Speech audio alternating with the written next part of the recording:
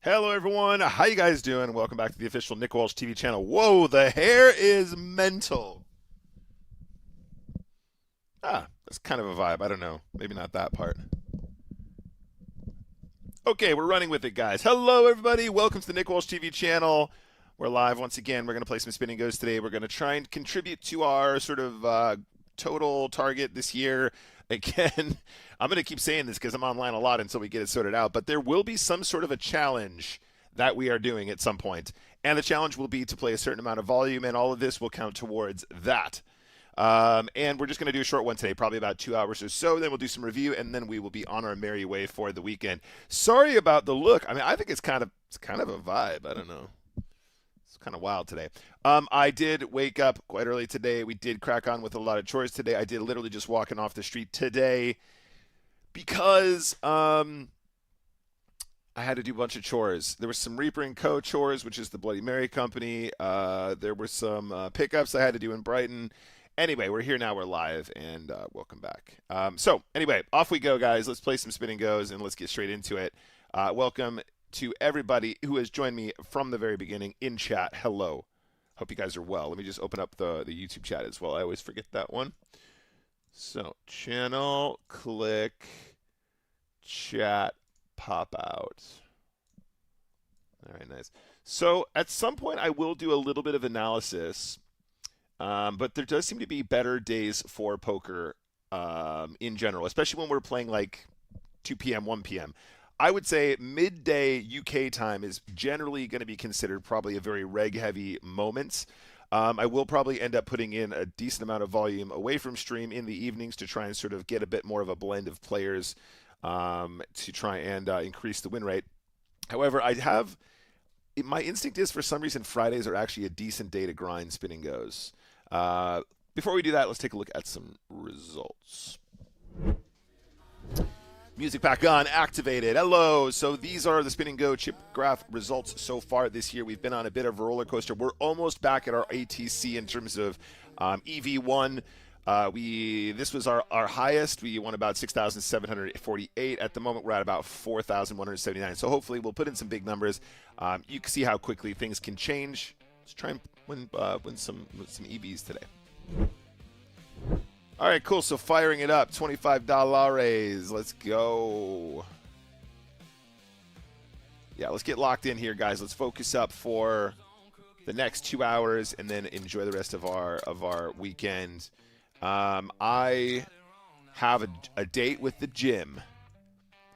For those of you that have been watching, you will know I've been trying to get back in the gym. I have lost probably about 8 pounds since the start of the year, which is actually quite good. Right off the bat, I want to double check. I'm pretty sure Queen 6 is good enough here. As an open, it seems like it's probably going to be fine.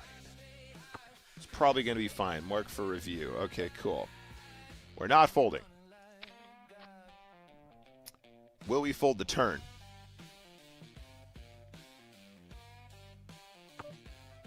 Okay. Betting turn. No. This actually might be a reasonable spot to turn our hand into a bluff, however. I think we're going to have to go a lot bigger, though. Yeah, let's try this. This is actually a great spot to turn our hand into a bluff. Nice. So, generally speaking, I've been trying to watch my diet a little bit more. And I've also been trying to get a little bit more active. That means just generally walking around places in Brighton more often rather than getting taxis and shit like that. And I'm back in the gym, and I've got a little bit of a routine starting to build. I'm trying to work it out myself, see what works best, what days are going to be good. I think Mondays and Fridays I'm going to do a full workout, full strength training, the whole lot. And then every other visit to the health club, I'm going to try and do at least cardio for 30 minutes to an hour. But it feels good. I'm running like God. All right, 2x multi. We're not going to get away from the king 6 here. I'm running like God. All right, cool. 2 live cards is fine. We don't lose much to here in this exchange in terms of EV. 8-6, not going to go here. But yeah, I didn't get a chance to have a shower this morning, which is why the hair is looking so rock star today, guys. Come on, live cards. Live cards. I accept live cards. It's not looking good. It's not looking good, chat. All right, cool. Next game. Say all pretty textbook stuff here.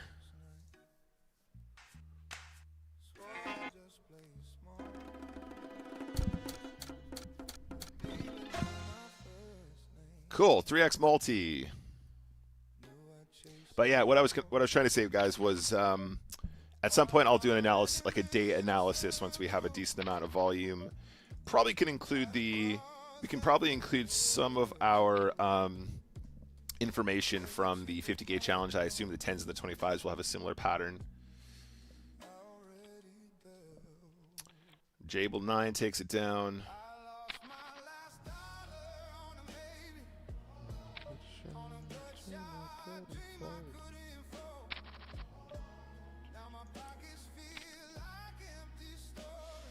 Gonna shove the ace and a tray all in. All right, ace and a deuce. This time comes out. Our absolute trashiest aces aren't good enough there.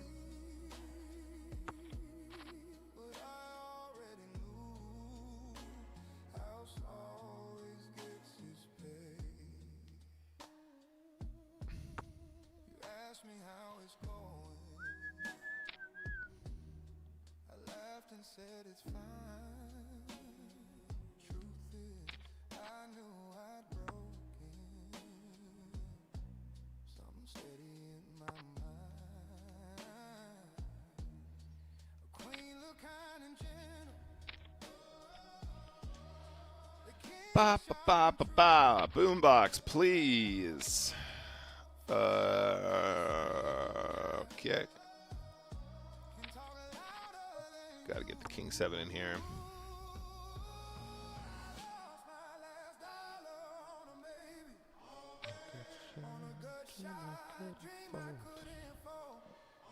Let's try and give this a little 3.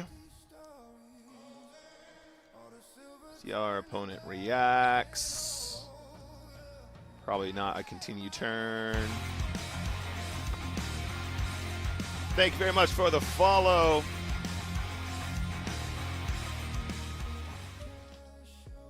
Welcome. That was Ruster Sandros. I have a tag for you, buddy. $150,000 was the biggest one. Yeah, the jack run out in particular is not particularly good for us here. We do have a plan of attack, though. We're not just always going to check raise, give up there. We have a plan for how we're going to proceed. Big spot, ace king. Oh, that is a nice turn. That is a terrible river. It's going to be all the dollares. Trey's getting lucky here next game, please. Yeah, so Rusters, the biggest one I ever had was $150,000. The next biggest, I think, was $6,000. I believe that was playing $60 games. I can't remember. I think it was $60 games. And again, if the $15, $60 thing doesn't make sense, it's because it was some time ago. Since then, you know, plenty of big-ish ones. We've had some 50Xs. Tons of 10x's, tons of 25x's, all those kinds of things.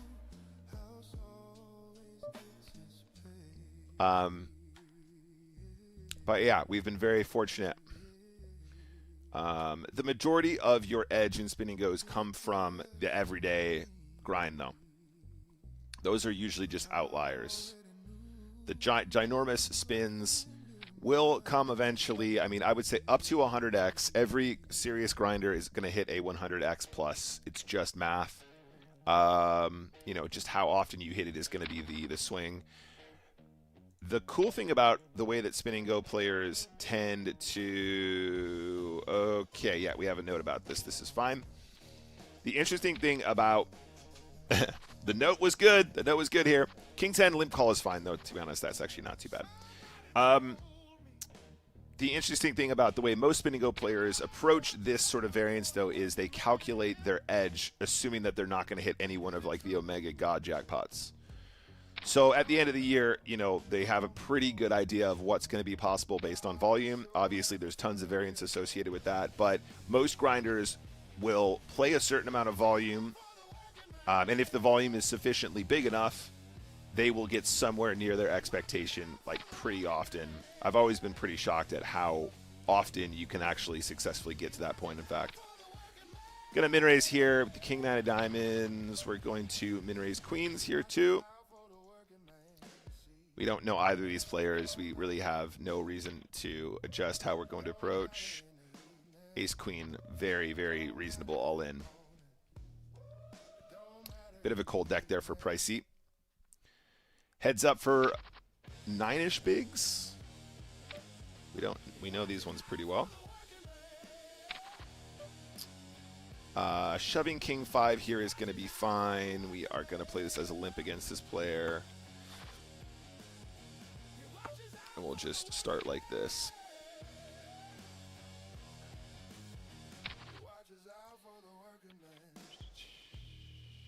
We are playing a 3x multi, so it is going to be a smidge slower than the 2x's. But otherwise, we are going to want to play this on the faster side. Can't do anything here. That's a bit of a shame, honestly. Jack High gets to showdown and wins that a lot of the time. Against this player, we're going to do this. And we're going to commit to the all-in here. Cool. Seems good.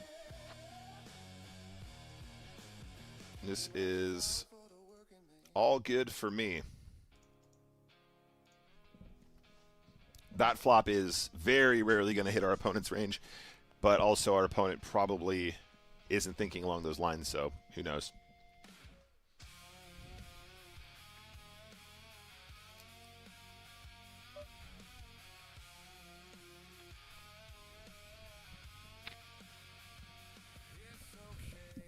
One sec, guys.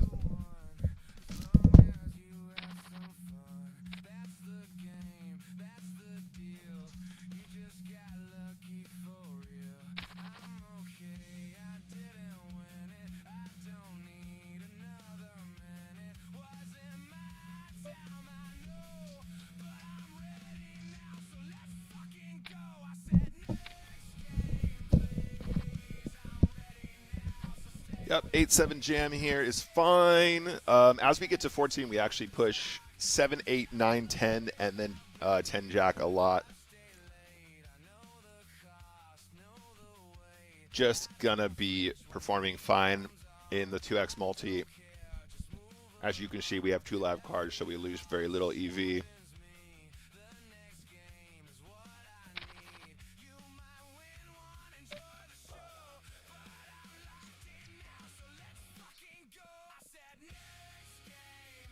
I'm ready now, so stay with me. Let's just play. Can't call. King 6 of clubs, though. What a nice hand. What a lovely, pretty hand that is. Jack with an 8.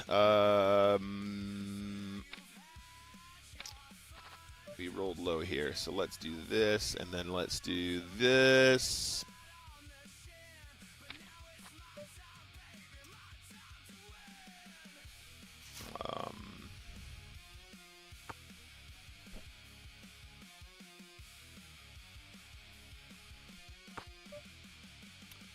Yeah. Not a great run out for us. We just don't have anything to do there.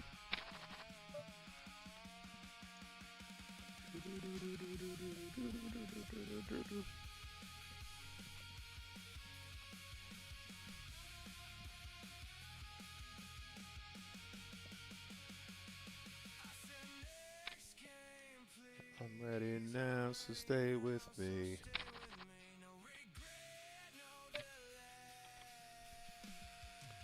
Did my time, now you'll pay. Take your cash if you stay. Nope.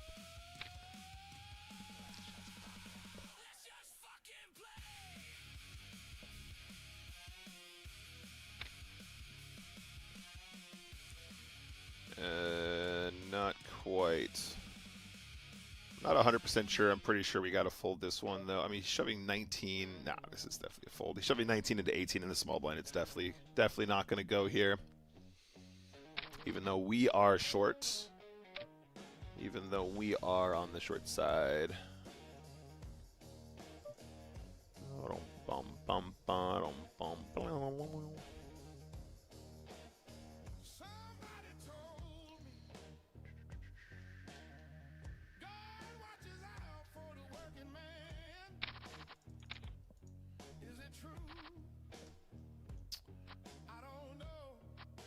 So that was forced all in, obviously. We didn't really have an option there. Got a long way to come back, but we have 3 big blinds to do it. This is a nice hand. Should be calling super wide here. 8-7 is definitely approved. And good, up to 6 bigs. Comeback is on. 4, this is going to be good in this setup.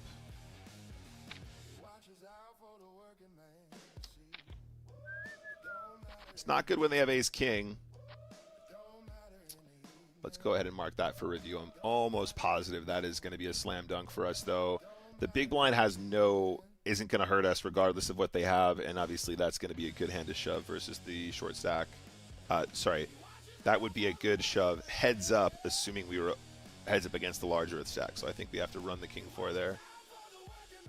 Cool, nice multi here, $100.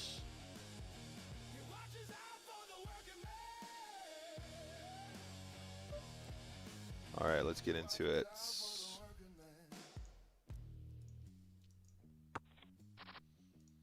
Don't know either of these players.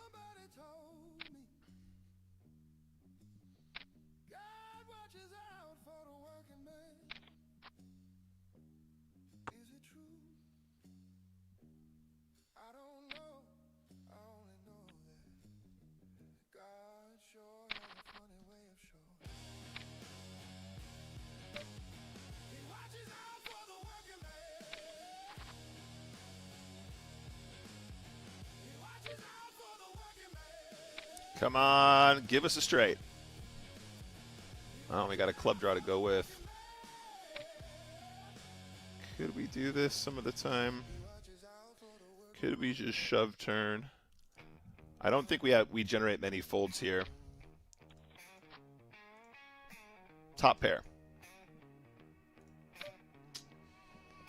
I don't think we can fold now, but obviously this doesn't feel great.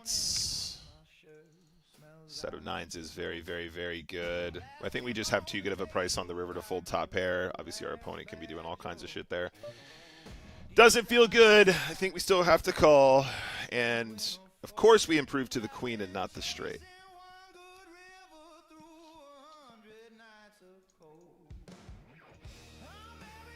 The min ISO there is going to be very costly, though.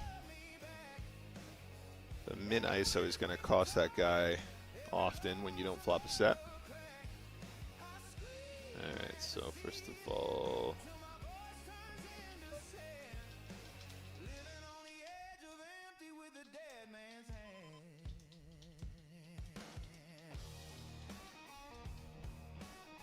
That is an absolute super coup for that player, though. And a very nice hand indeed for that guy.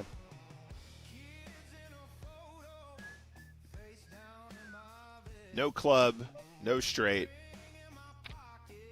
Just top pair for us, of course.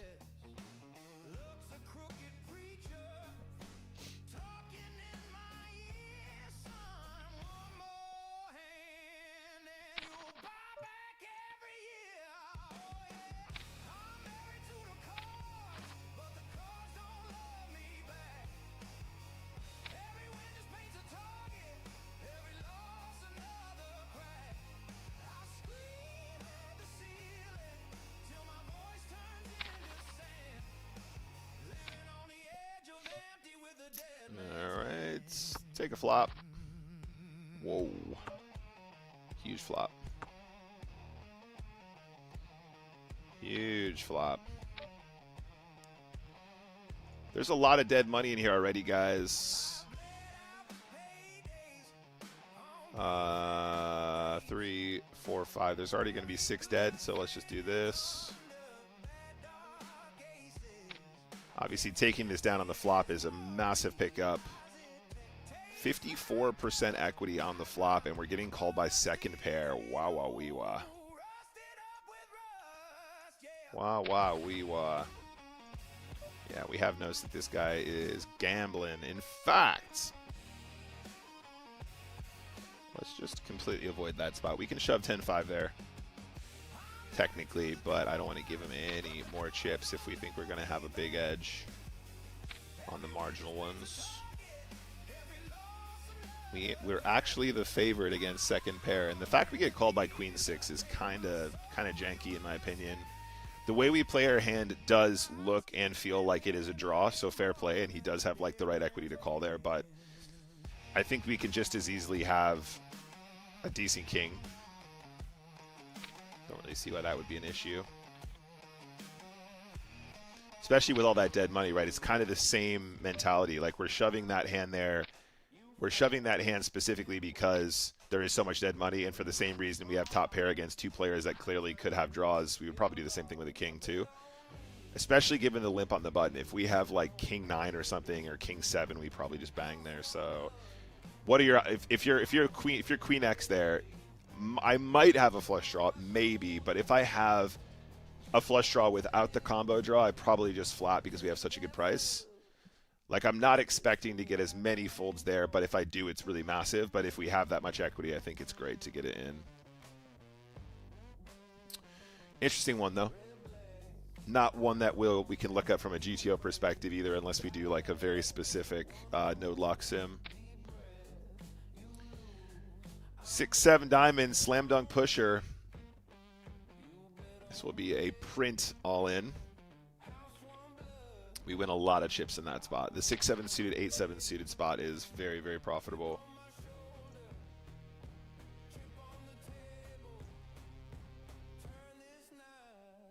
Into a fable.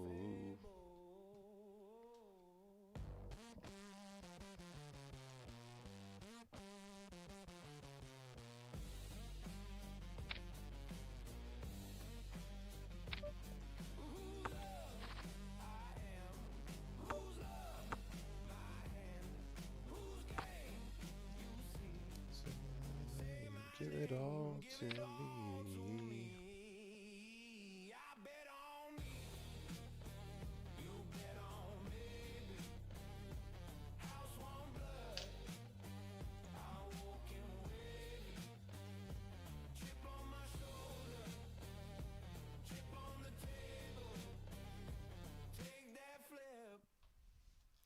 What I came for.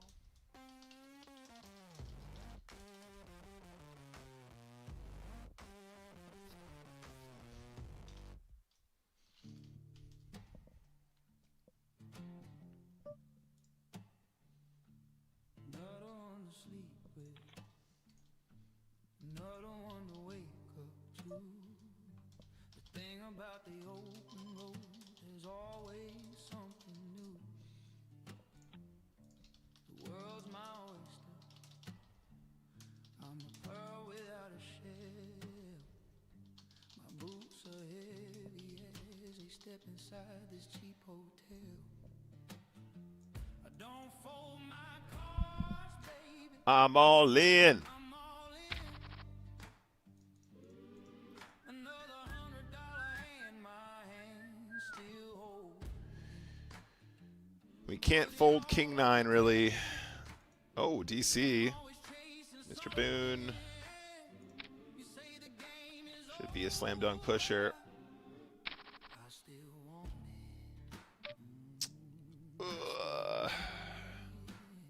Big blind comes back. The Mailman 420 is such a classic username, by the way. Actually classic. Hey! Good old 9-6 calls good. No good in the all-in, though. Fair play. 8-7 is the right push. That is the correct push. This is also a correct push. And the 2x multiplier. Same goes here. I'm all in. Nice comeback. 3.5 big blinds. What could go wrong with ace 5? 2.5 big blinds. What could go wrong? Yeah, we have to call ATC here, guys. Straight. Straight. 5 big blinds. What could go wrong? 5 big blinds. What could go wrong? King 5 of diamonds is very fair. Very, very, very fair. Back to 5 big blinds. What could go wrong?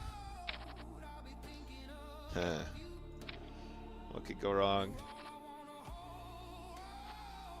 What could go wrong? 5 big blinds. What could go wrong? I'm all in. We can actually fold the 8-4. That's cool. Nope. Yep. Yep. 50 bucks. Sweet. Where are we at so far this year, by the way, guys? We've played 574 games this year, and it's the 6th of this month.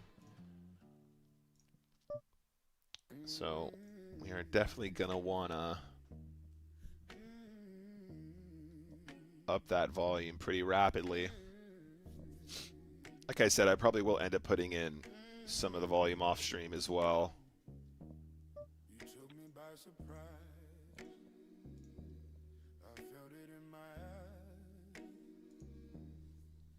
I see you and I scream. Oh God, you got me. So good, it's so unfair. You know you got me there.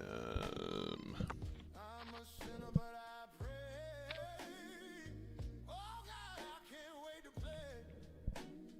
Yep, I don't know what the 4x bet means there, but I'm assuming this is a tell. Okay.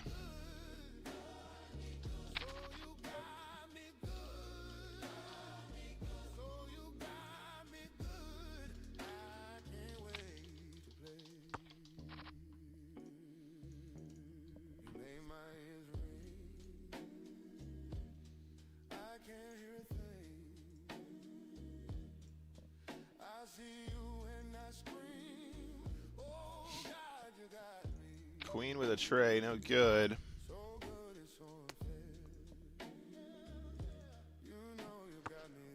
Ba ba ba ba ba ba ba.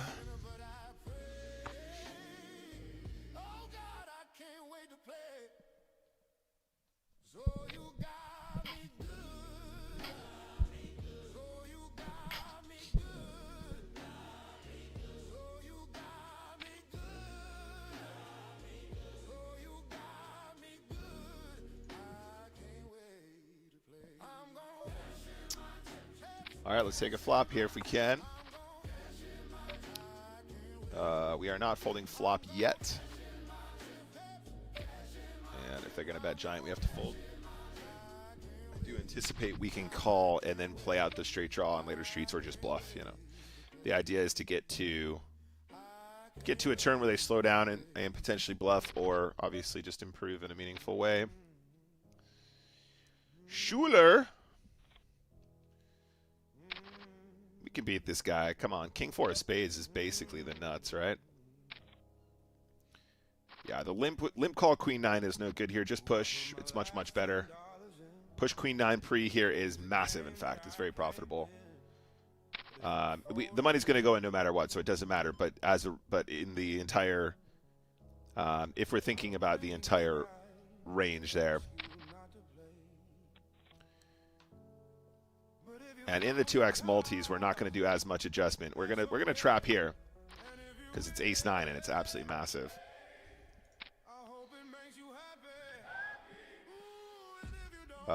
But we're also going to take out some of our more loosey-goosey. Yeah, we're going to gamble this one, guys. Wish me luck. Queen 10 is call here theoretically versus the all-in. Nice. Didn't win the flip. Don't lose too much EV. But in the 2x's, we basically want to remember we want to be making a concerted effort to play the fast game. We want to lean into the theory, because it's very, very, very difficult to outperform the theory when we have so little time, and the time we waste is potentially opportunities that we've missed to play more high-value spots, like the limp with the ace-9 suited, for example. There is an opportunity potentially to find a check there, like with a player that leads this much. With a player that was clearly leading for value, like we can probably find some checkbacks on the ace-9 spot, just as an exploit, because, you know, they're probably going to make mistakes if they think we don't have an ace. But also, having said that, based on the previous pot we saw, they probably would just lead if they had a flush draw or they had second pair. So what else? I mean, unless they turn a pair, it's going to be tricky to get the value.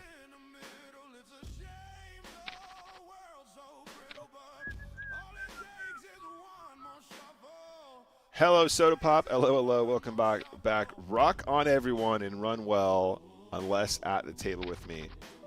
Take it easy on the drinks. I have no idea. What do you mean? Is this a callback to our previous conversation about how I'm not drinking right now? Or do you think I'm actually drinking?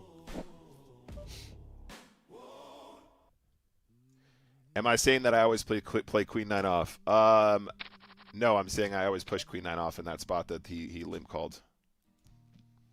Just that specific setup.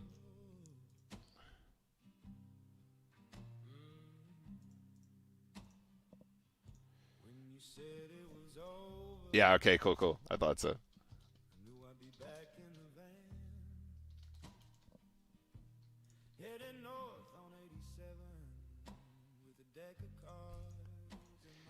I'm not gonna lie, gigantifying emotes is like my new favorite thing on Twitch.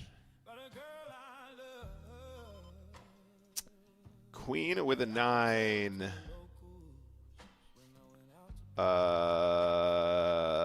Okay. I don't know what to do, so I'm folding.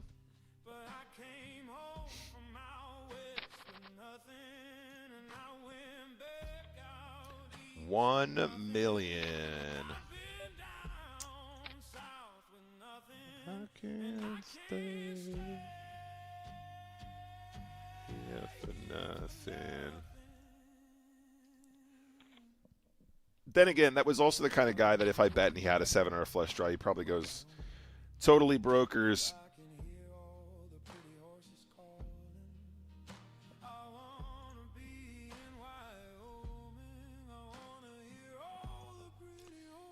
Pocket fives. Nice hand, buddy. Fair play. The push is perfect, though. We're not gonna deviate in this spot at all. It just goes in the middle. Not really too much science. Just put the chips in.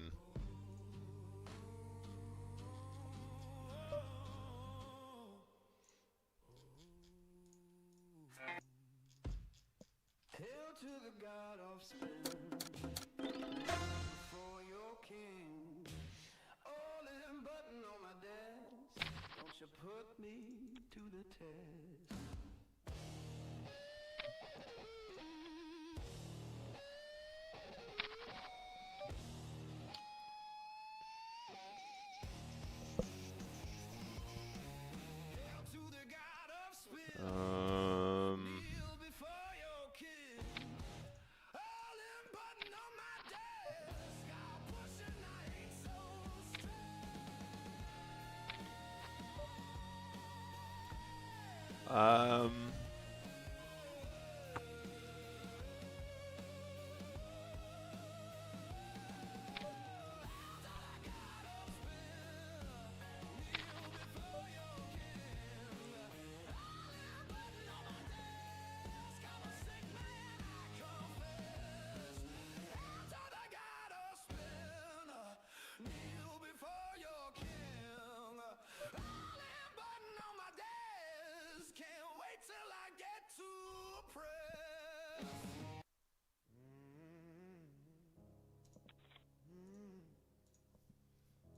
all right, I'm just gonna mark the king 7 spot there. My blind v blind post flop is so shit.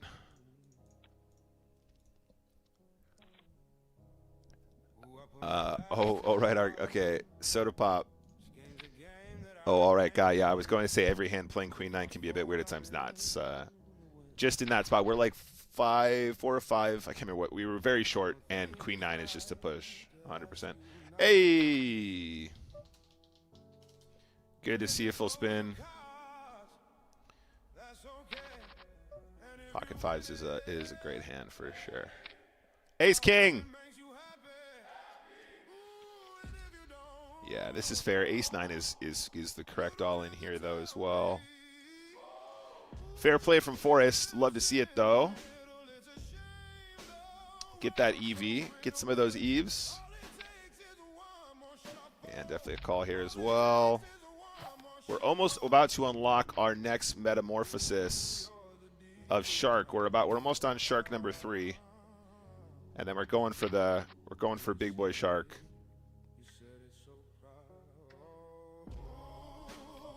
The evolving emote thing is very cool.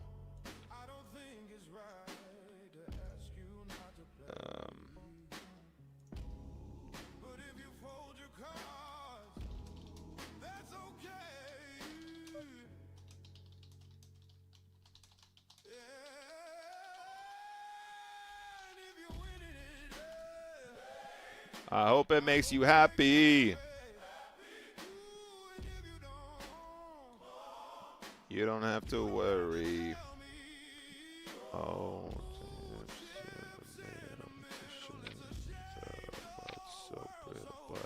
that's unlucky. Ace 9 twice in very, very cold spots. Forrest just calling correctly twice, but actually running into it is super annoying. It's very, very unlucky. Oh, I know this move. I know this line. I know this one. We studied this one. We studied this one. We actually studied this one. We actually studied that limp spot. Let's just mark that for review. Let's double check our work. Now, my prediction for later when we do review is Ace 10. There's a short stack in the small blind. There's a bigger stack in the big blind. When the short stack is to our left, we limp as a trap. When the short stack is to our right, we push. I'm pretty sure we did that one specifically. Well, this one sucks. This is the correct call against this player, though, I'm afraid. Queen 7 suited is a call there. Ace 10 mark for review. And we are going to push this one. King 7 c-bet is minus EV. Straight possible boards, you must skip the c-bet. Yeah, I think you're probably right, 005. As you often are, my friend. As you often are, my friend. What the fuck is this run out? Oh, never mind. I like this run out. What I mean to say is, what was this setup? Jack 10 is a slam dunk call there, running into 2 dominated hands. The Queen 7 suited is textbook. The Jack 10 suited is textbook, but we ran into the dominator twice. Good morning, Zephian. Hello. Yeah, no, 005. That's the. I don't know. My blind v blind is just garbage anyway. But I'm pretty sure it's either a jam pre. It's probably like 50% jam, 50% call. And then we, I don't know. It's also going to be player dependent. It probably, against that specific player, we probably just give up a ton, as you say. Against unknowns, they're going to have way more of the deck, and then obviously they'll just fold the flop for a ton. So that's a good exploit, but still, I think you're absolutely right.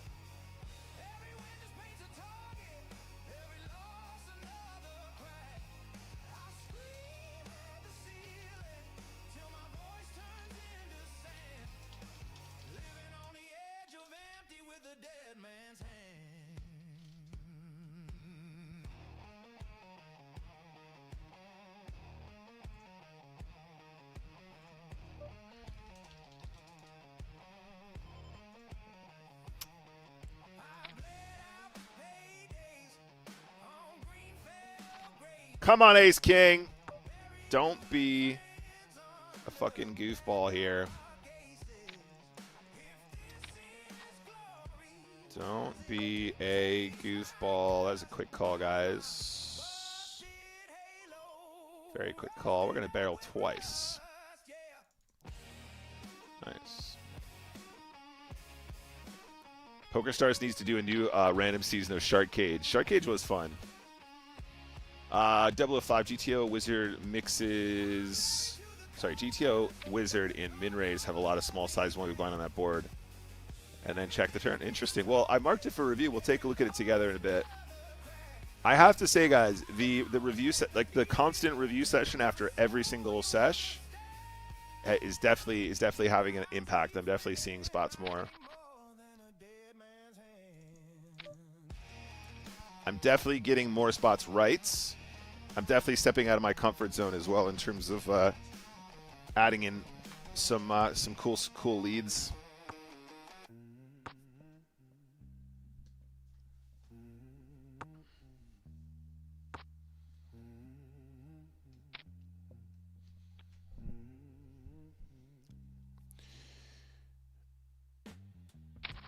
And nah.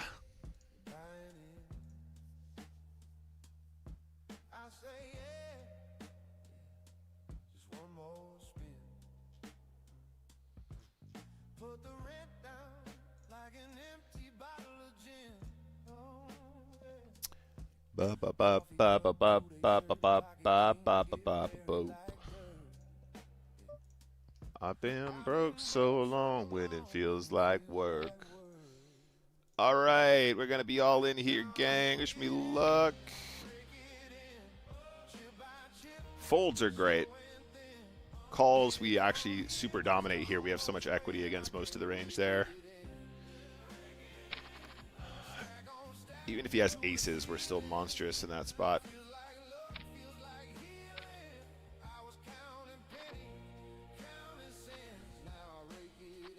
Rake it in.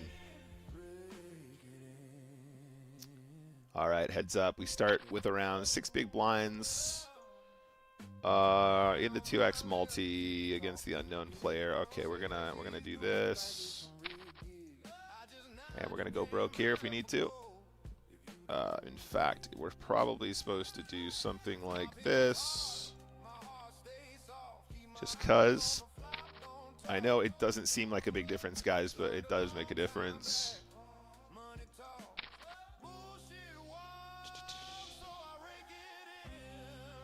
All right, 005 sounds good, bud. I'm going to trap nines here, even though we shouldn't. And if our guy has a king here, he can have all the chips. That's fine. I'm okay with that.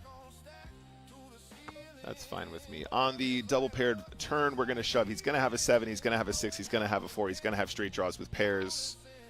It's all pretty textbook here to just be in. I say textbook. The limp is already not textbook, but we're making a specific adjustment for this player. And ace-9 slam dunker. 2 over cards. No sweat. Oh! Nueve. Nueve. No ocho. Solamente nueve.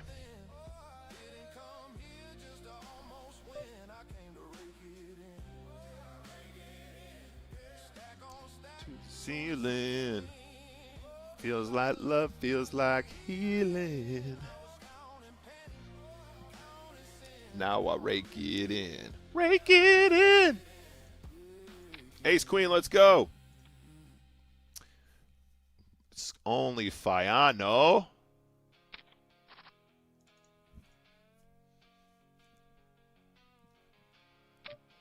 I hate you so much. 1,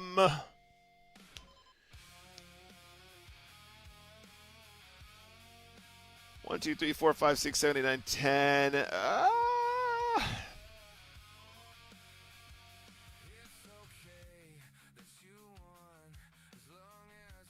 All right, we'll look this one up. The confident lead is actually meant to be quite strong, I think.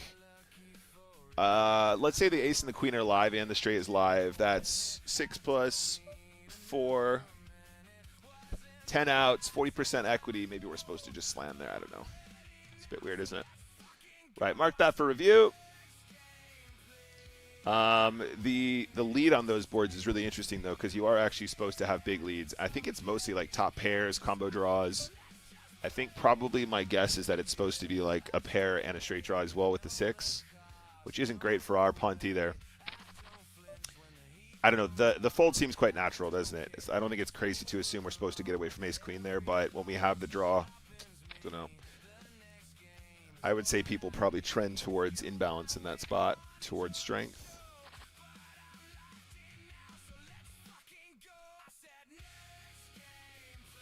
So I'm ready now, so stay with me. Heads up against Fiano.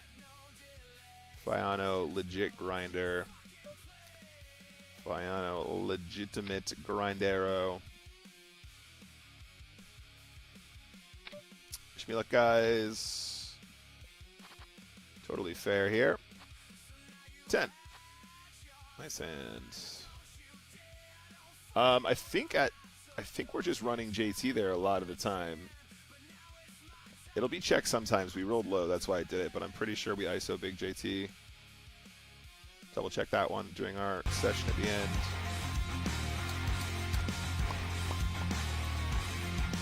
Oh, how do you read that? I-E-X-T-Y. EXT. Thank you for the follow.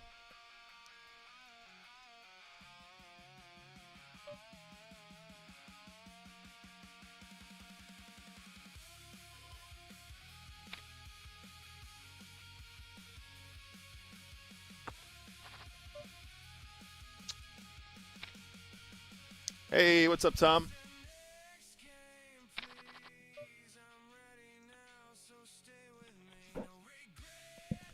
I'm having a great day today, actually. We're off to a good start. So I'm going to do 2 hours here, and then we're going straight to the gym. Little afternoon gym situation.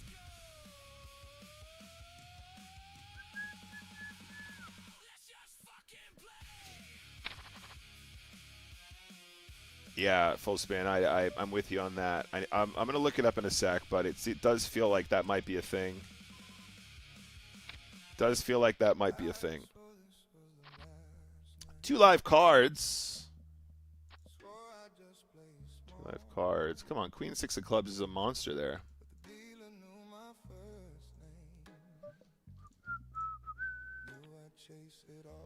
Queen 6 is an absolute monstero there.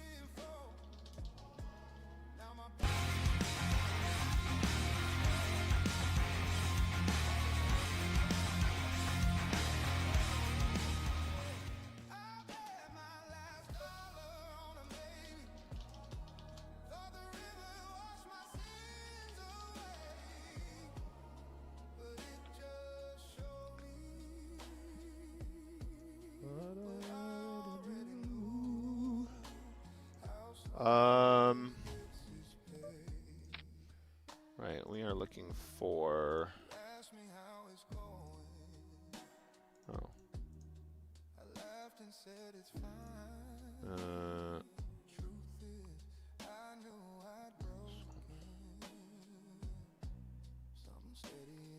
Oh, I got to change those notes. I got to take challenge out of there. Well, I guess I'll just update I'll update it when I announce the new challenge. That's fine. Shout out to Shaolin FTC, by the way. Welcome to the YouTube stream. Yeah, that challenge will link you to my Instagram. If you scroll through my Instagram, there's like 4 or 5 updates that completed all the way to completion. We managed to make about 1.5, 1.7%, I think.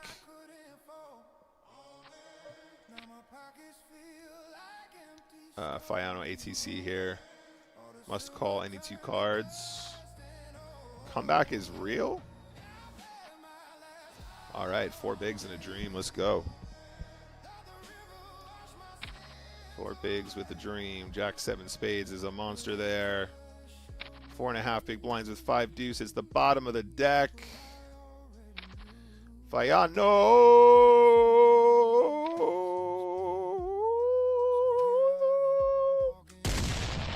Hey, excuse me. What the hell was wrong with that? How can it trigger? Oh, I know what happened. Didn't even work. Darn boombox. The boombox is broken.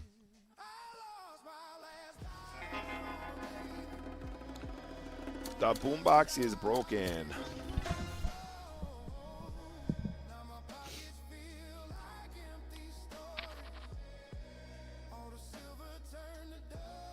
Ah, here he is.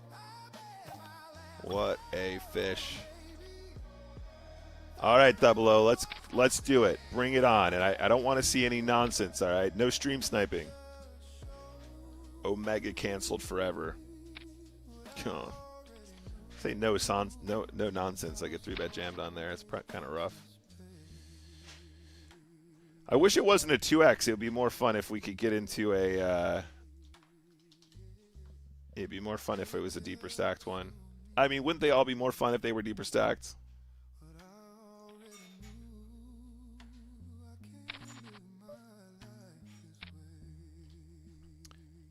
Ace with a jack.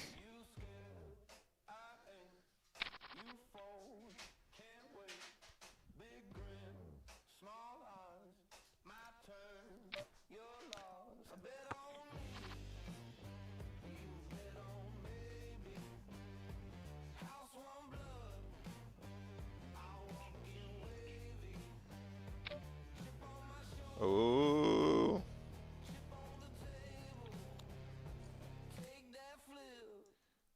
This is what I came for.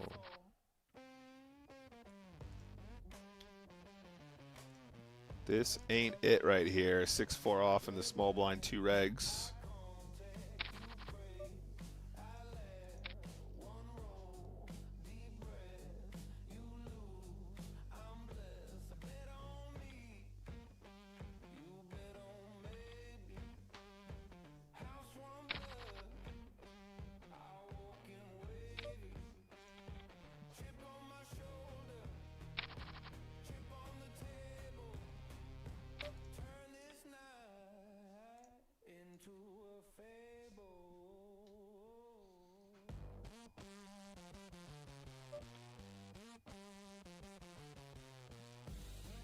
Boring game, boring game.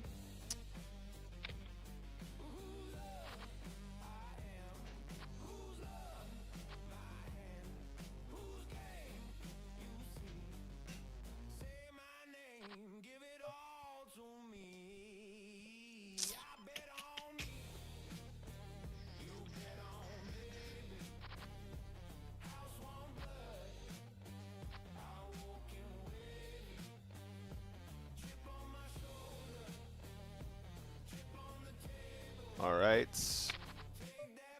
King with a jack. Let's go. Yeah, Queen 8's got to be a call, though. Nice. Back up to 9 bigs.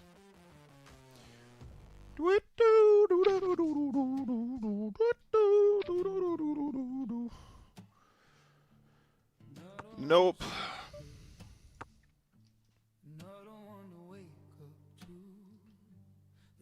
about the open road, there's always something new. The world's my oyster, I'm a pearl without a shell. My boots are heavy as they step inside this cheap hotel. I don't fold my cards, baby. I'm all in. Another $100 hand, my hand still hold. Put it all on the table. I'm always chasing something. Textbook. You say the game is over. Textbook. I still Hey, Ruthie.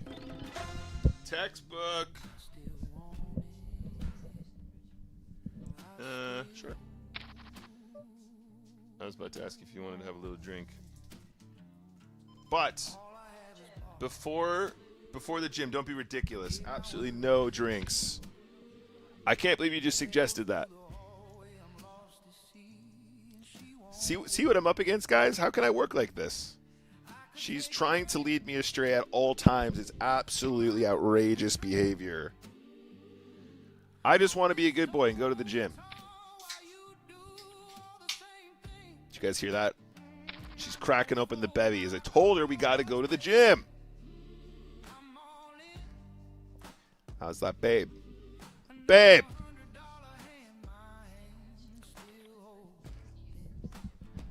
Can you just... This is my stream.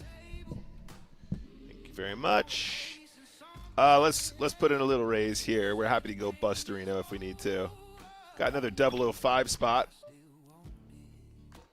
Classic 005er. Classic 005er. Oh, is that a good turn? Is that a good turn?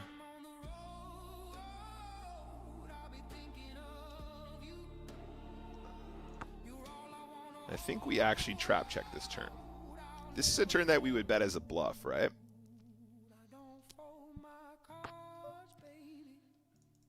All right, if he's checking the turn, I think he ends up having a king or an 8 more often. So he's not going to bluff for me. He's not going to bluff for me, then I guess we're going to have to do like this.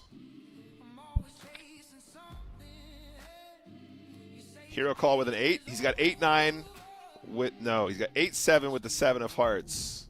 Makes the hero call. All right. McCoy is my boy. What's up? Have you seen the new multi-way node locking for GTO Wizard? I have, and it terrifies me.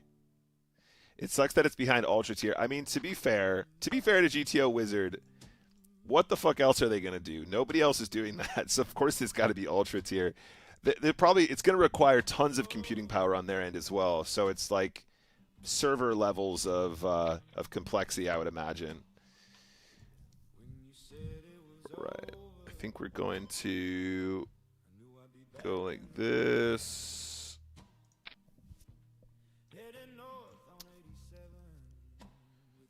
It is super cool, though. Yeah, I mean, like, when I say it terrifies me,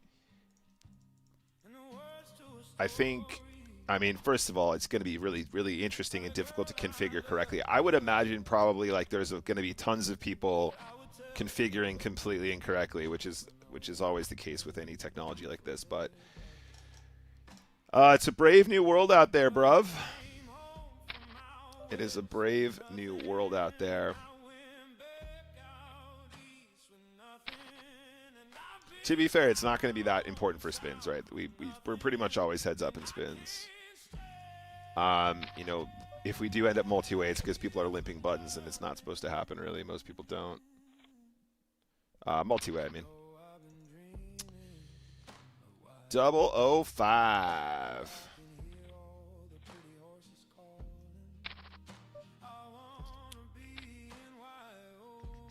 What's up, Wee? Good to see you. Can we see a flopper?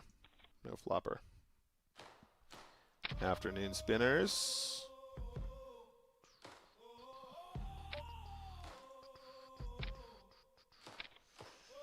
Yep, good trap. King Jack at clubs textbook. Where's the 4? 4! Unlucky double O. Yeah, we're jamming the king 4 every time though, right? So what else are we gonna do? Seems pretty good. Yeah, what I'm interested is, I mean, I don't know if I'm going to end up forking out for it. Like I said, if the focus is on spins this year, it might be an expense I don't need. However, I'm most interested to see if they have developed a very good like interface and like wizard, if that's the right word. You know, like a setup wizard. Now, I've seen a little bit of this from them before. Their wizardry, and it's pretty good, but it's taking time to develop. So, like, a bunch of hand-holding would probably be very, very useful for something like this. I was going to call the shove with King Jack, by the way, guys, before we saw the 2 shoves. That's unlucky ace-10. Jack-9 suited is a textbook push, though.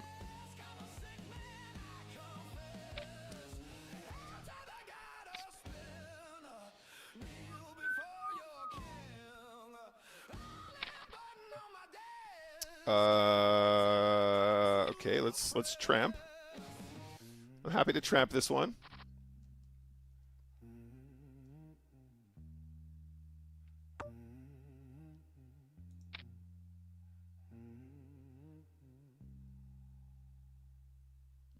That's true. The 10 big blind stuff is actually already the 10 big blind stuff is free. I forgot about that. That's actually potentially kind of cool for the spinners. So our hand is under reps. 8-9 is a double gutter ball. That might check raise here. Once there's a check, I think we're probably going to do something like this.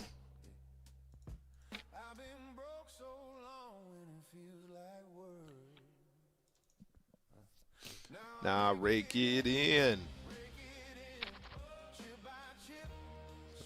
Then.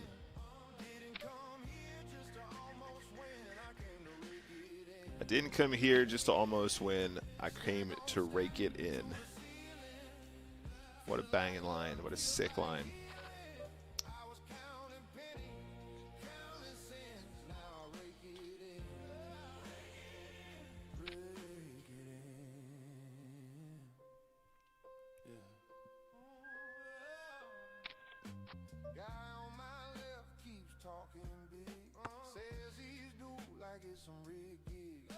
This is kind of a funny one. I think we do end up having a similar hand. I think we actually do end up having a similar hand here. He might have a king once in a while, but I think we're going to do this.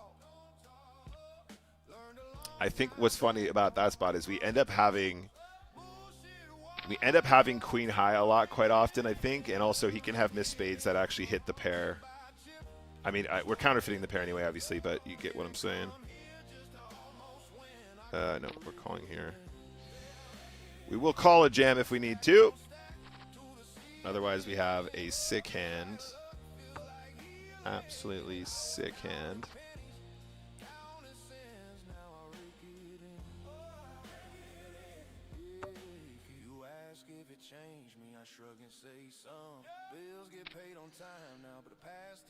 Little 2.5er.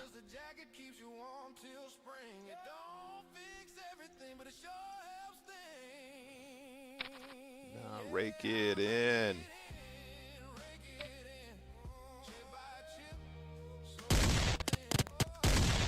Okay, I don't know why it's not working.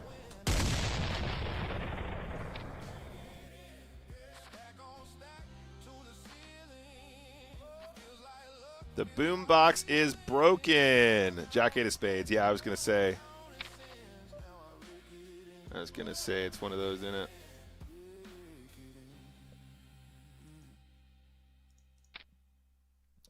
I mean,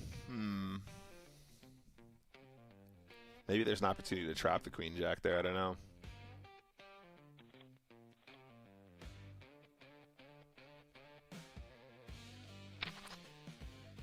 Honestly, probably can trap check that river. Now I think about it, right? Try and get the spades to rep. they have jack high, though, they won't bluff, right? Like, a lot of the flush draws they have high cards that won't want to bluff. Because, like, we're going to end up having tons of air on ace, ace, king, king. We'll just have, like, actual trash hands in this situation, right? Right, anyway, this is a very sad story. Pocket fours lose a flip. Good game for us, though. Other than losing a flip, it was fine.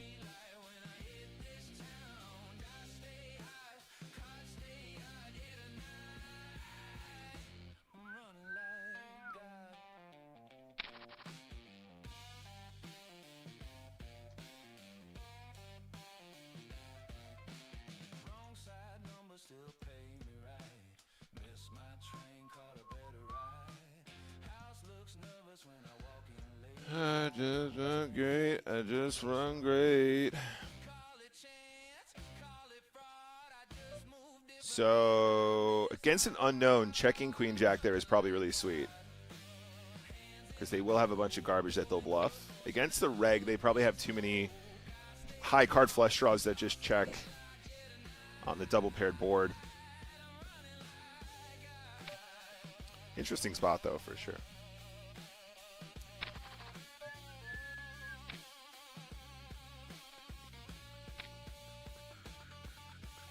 Give him king, queen.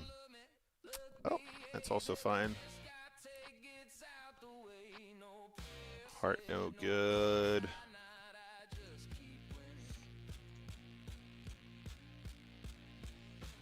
Run it like God.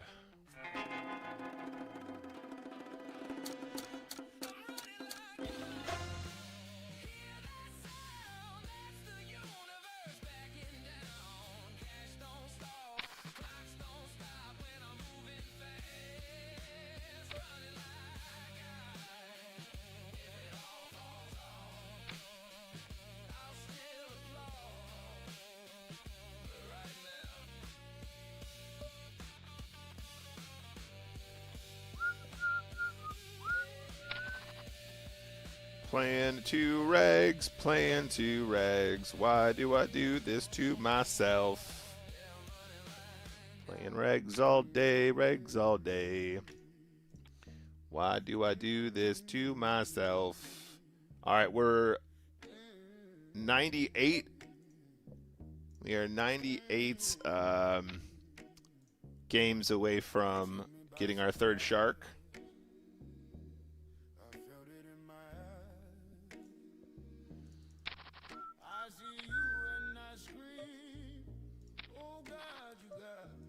Not a great flop. Not a great one.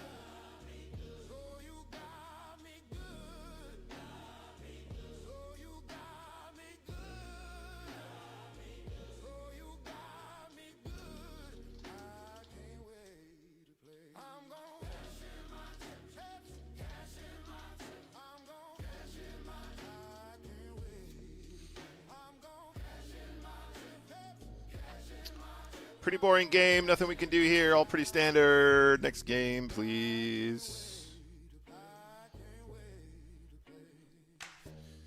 Gucci.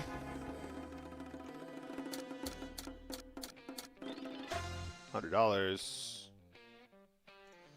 Yeah, Yeah, this guy was punting in a spot we saw before. Stranky! It's the official Strankster. Yeah, the 3.5x open here as well is just not a thing. Not a thing.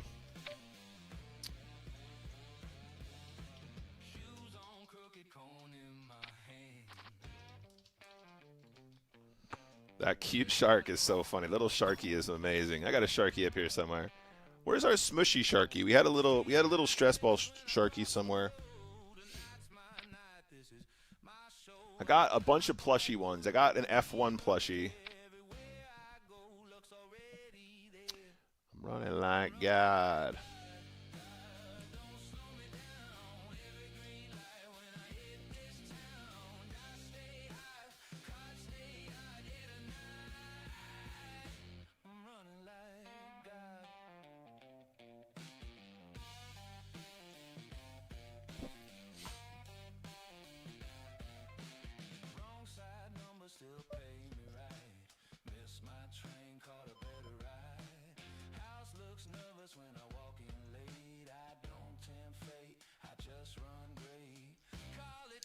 By the way, Tom, I need to design my my subscriber badge, don't I? That we just have that boring star right now.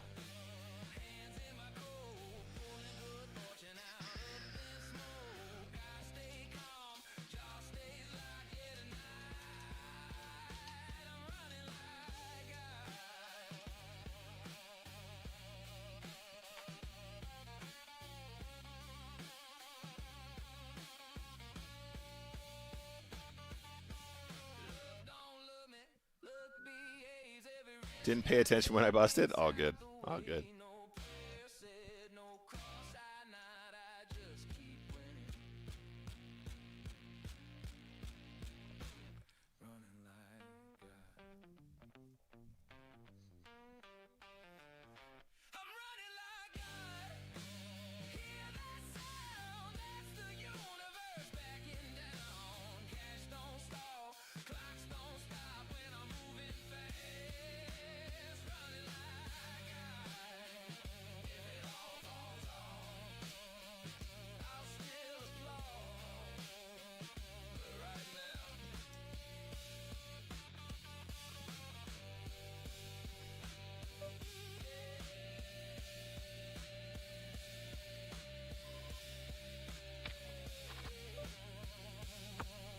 Queen 8 might be a bit wide here.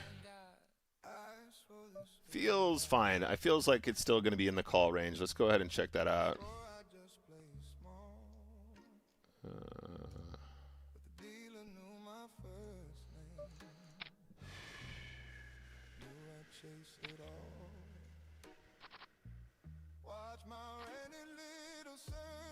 Oh, unlucky there, Stranky.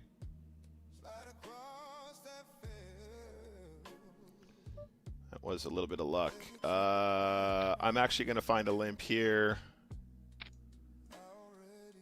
But I ideally like to play this hand against the unknown on the left. This is not a great flop. However, don't have enough equity. I think the player behind can still wake up with a hand as well. Yeah. Queen 8 is fair call with a gut shot, though. Also last to act as well. That makes a big difference. Right, I'm doing a note. I'm doing a note. This is a raise to 3 big blinds.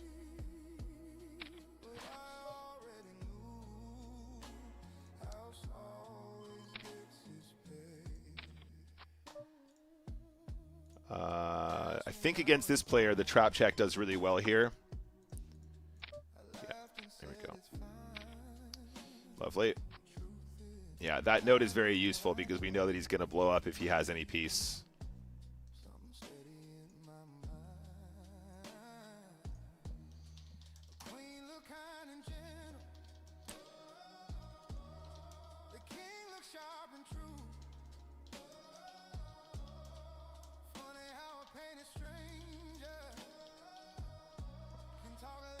Nice one. Very good. That was a very high value spot. I don't need a new... No, I don't need that. Delete that shit.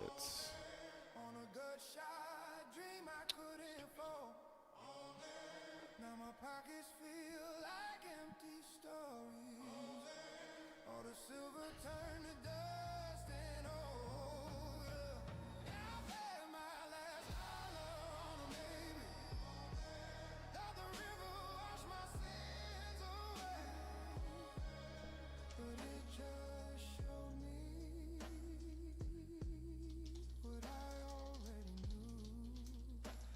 House always gets its pay.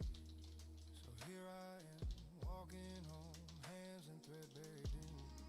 Got a busted phone, bad excuse, and a head full of seams. Gonna lay it down on the table, tell you straight, no spin. I was hoping for a miracle, baby, and I lost again.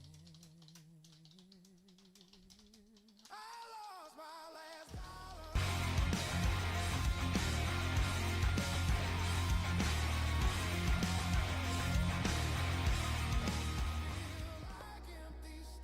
Thank you very much for the follow. Let me pop out this correctly. I feel like I'm not getting all my alerts for some reason. That was Sylvester. Thank you very much. Snegovic as well. Thank you for the follow. What's up, guys? Hello, Ladder Maximo. Thank you for the good lucks. This one is going to be one of these. And we are definitely not slowing down. This seems good. Nice.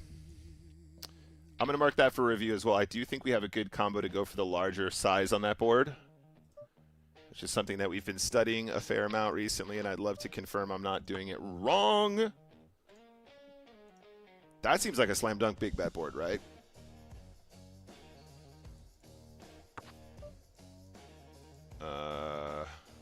On Rainbow, maybe not. We'll take a look.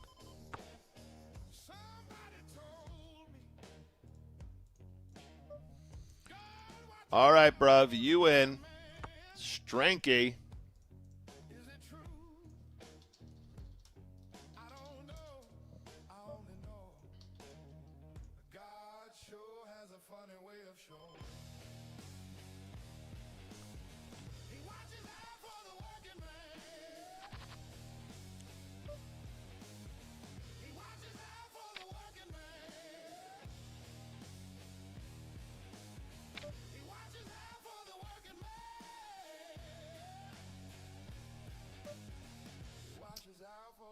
Sensitive Tony says, as a cash player, I can't see the value in limping ace queen of diamonds. Understandable. So basically, it was a very specific setup, but we were three-handed. There was an extreme short stack to our direct right and then a reasonably stacked player to the left. So, and also the player to the left was a less experienced player who is more likely to make a mistake versus the limp. So we're trapping effectively. We're trying to get all the chips in as often as possible there, basically. This is very unusual. Leading into an ace here seems kind of blowing. It's kind of blowing my mind. Let's see what happens. Yeah, seems good. Yeah, okay. Leading with two tray of diamonds when you flop two pair with the hand you should never have is also kind of cool. Good run out for us here, but also definitely noteworthy because this is not a thing. In fact, that's going to be a very, very big leak. Limp call, ISO, BVB, 13 effective was 2-3 of diamonds. DD. That's a really, really important note because that means ranges are broken.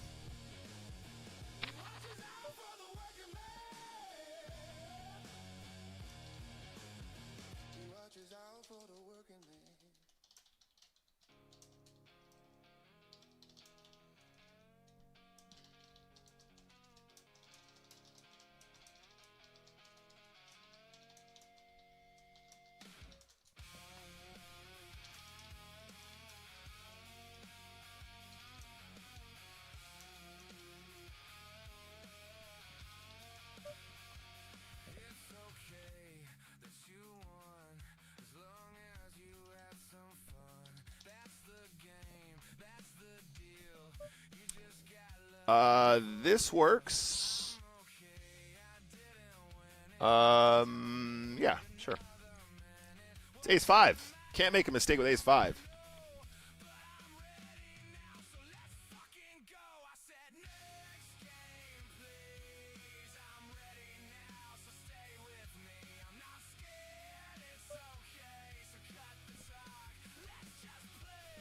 All right, against Stranky here.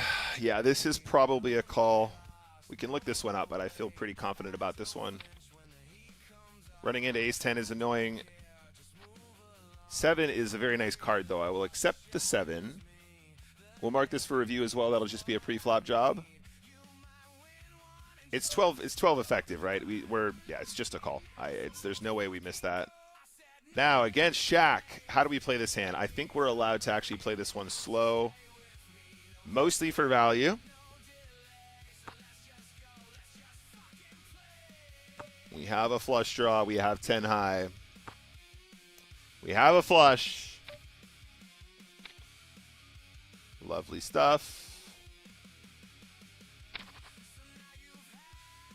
That was obviously a much higher value spot than the push. And the 5 trade comes out.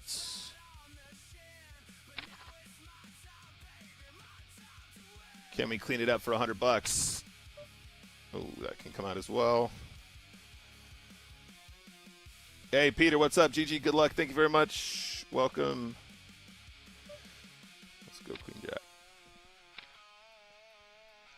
Domination. Oh.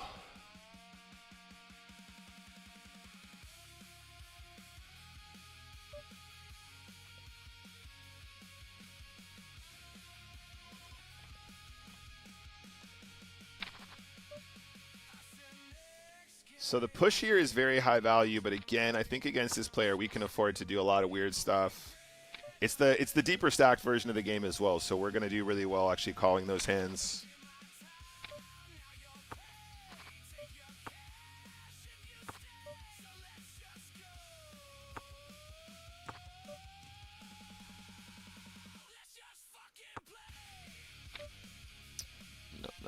No. Blinds are up. 10-8 we can push. Again, we don't have to against this player in the deeper stacked version. Let's start with a check on the flop.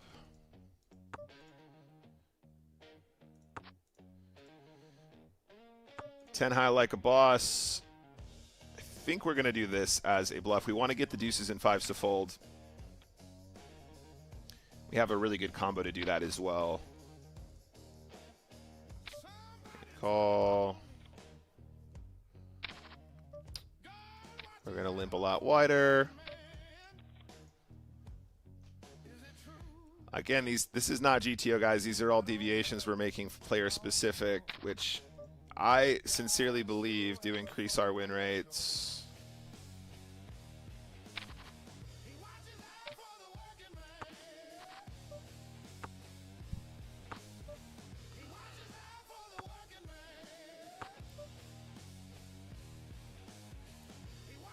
Bluff river. Nice. King 8. 6.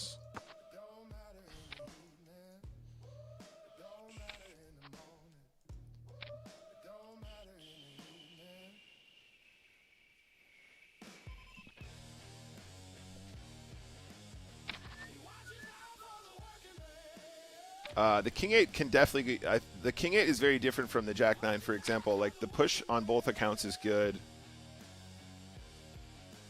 The King 8 is probably a missed push, to be honest. That one was probably not what we should have done. The Jack 9 I'm okay with as an exploit, though.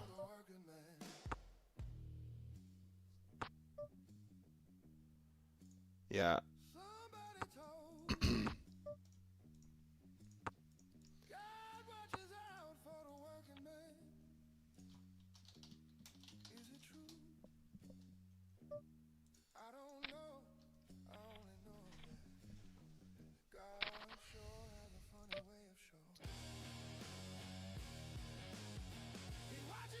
So against this player, we're going to do another weird one here.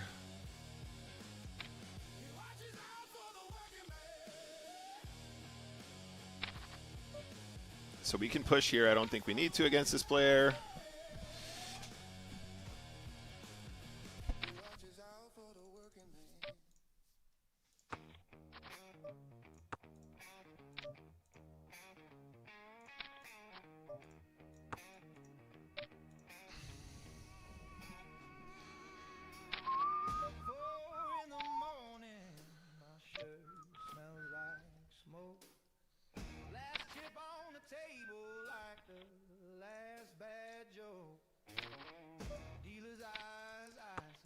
Gonna stick to the strategy.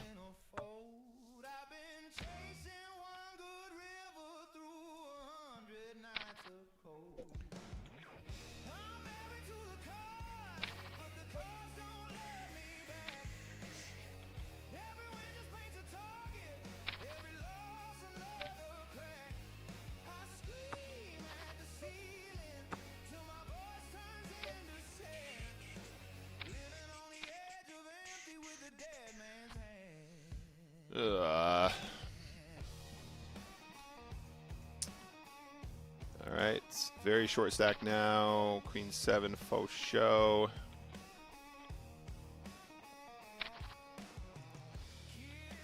All right, get some walks here is really nice. Couple walks would be just fantastic. Grinding it back.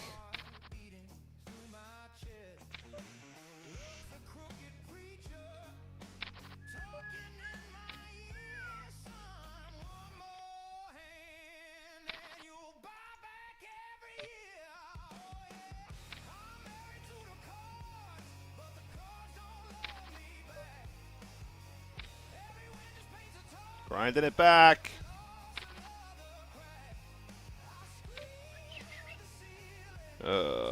We do have a fantastic price here, guys. This is obviously a call, but this guy is particularly tight. And also, he's not going to shove the right range. And also, we're doing really well playing the alternative strategy. Oh, my God.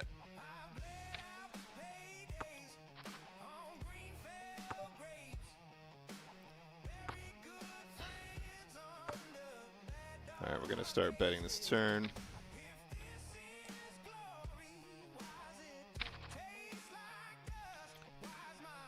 I feel like we've been very short for a long time.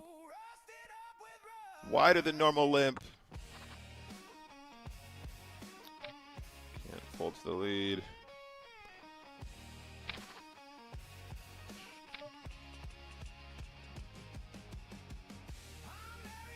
Yeah, 005. I think there is a lot of truth to that. But I think these are also the kinds of players that make massive mistakes for the entire stack later on. If this guy has a jack, he's going to win this pot. I'm checking not because I'm afraid. I'm checking because I want to try and get him to bluff. And the Ochos! Yeah, 005. You're not wrong, buddy. You're not wrong. We got to call any two cards here. Can we finish it, please? Let's go.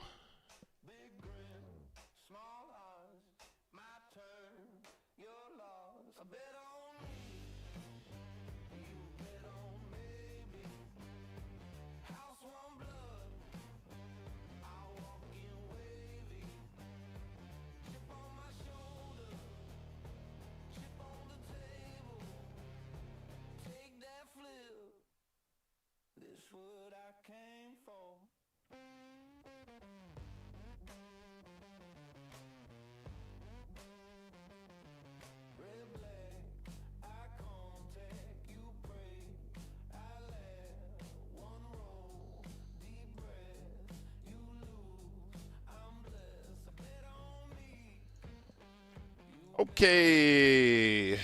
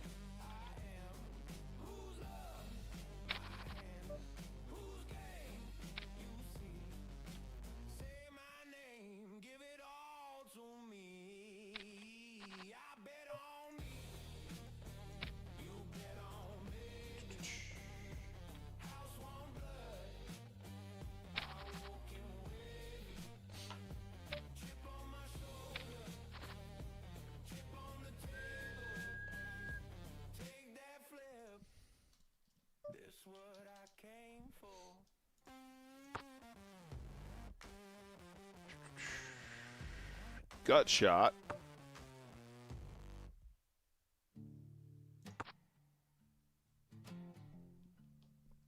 Queen high like a boss. Nice hand, buddy.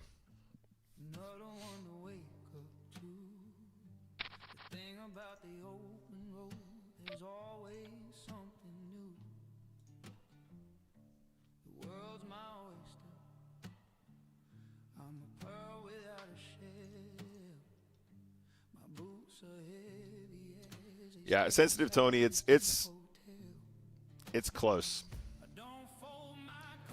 Like when we're playing against a player who will make considerable mistakes heads up like that, I think we have a pretty good justification for folding. The 6-7 is a call at like five-ish big blinds, 5 and a bit big blinds, and he's shoving like 4. The thing is, when we're in position and we're shoving, he's folding so much. And also, the limps are like massively outperforming there as well. So, like, don't really want to give him. Don't want to give him that 4 just for the sake of it.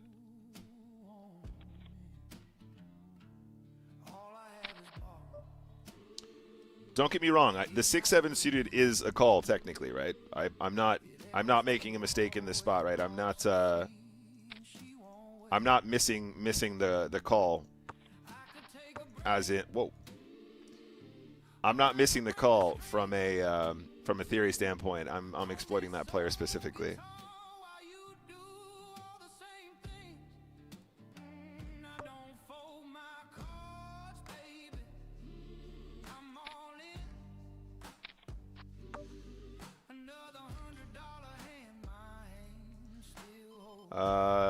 Yeah, okay, can we get paid with quads?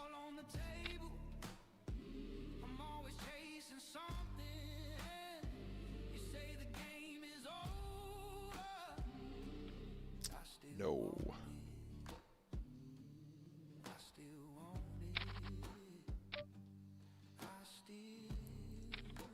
Yeah, if you're against a reg, you just call all day long because they're gonna have the right range. Like the thing is, like it's a really good price. So 6-7 suited might just be enough equity even against the tighter range, but it just feels so razor thin in a spot where we're just like dominating post flop and pre flop. What's up, Demo? Good to see you. So, like, again, just to be clear here, the 6-7 suited is a GTO call. It's a Nash call. I just think our opponent is probably not necessarily going to be the kind of player we want to do that against. Whoa. Massive flop.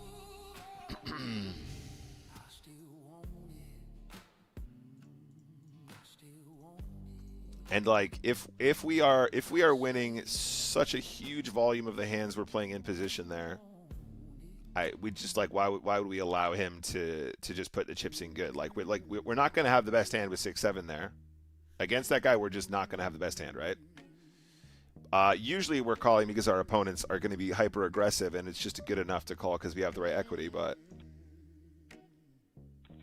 6-7, by the way, yeah, nice one. What's up, Broke? Friend of stream.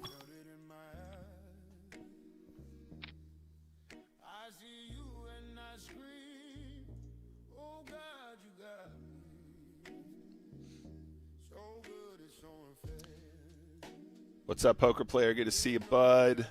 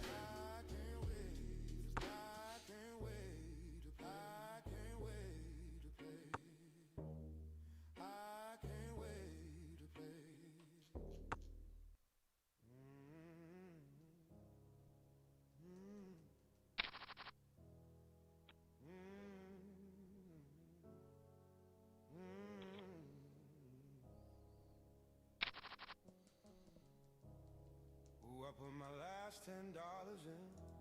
This game's a game that I can't win. But if I fold, I'm in the win. I don't think it's right to ask you not to play. But if you fold, Yeah, pretty standard stuff here. that's okay.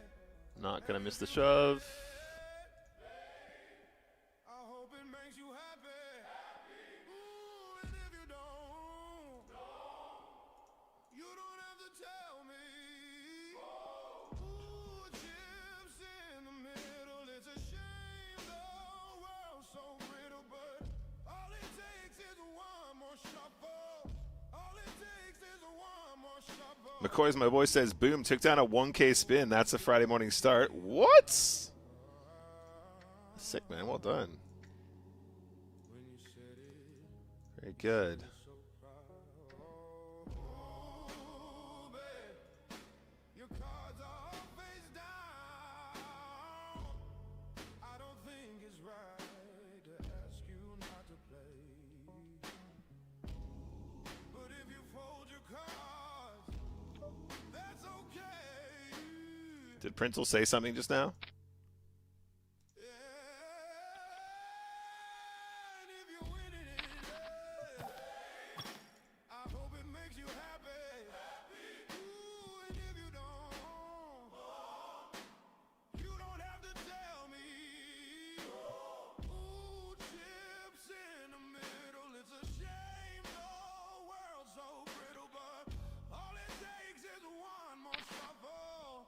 All it takes is one more shuffle. King and an 8.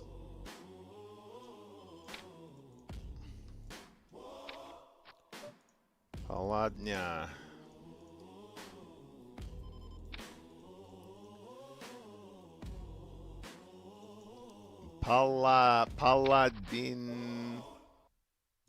Paladin Koza.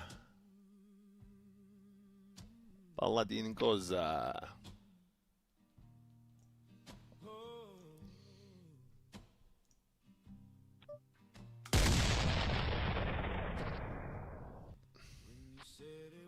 Paladin Koza. Nice. Boombox out of the way.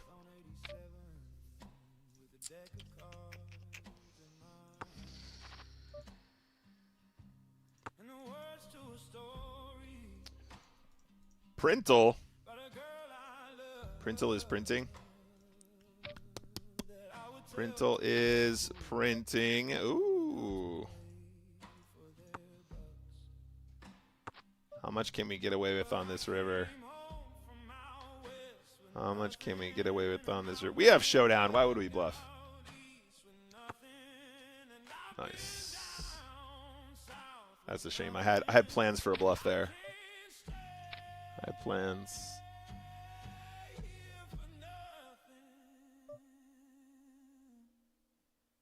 You know I've been dreaming a while, and I can hear all the pretty horses calling. I wanna be in Wyoming. I wanna hear all the pretty horses calling.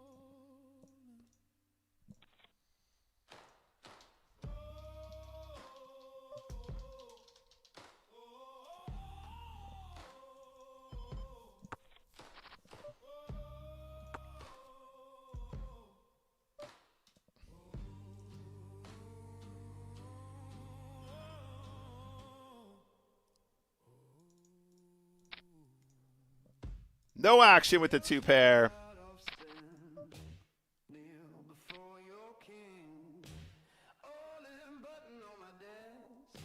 Don't you put me to the test.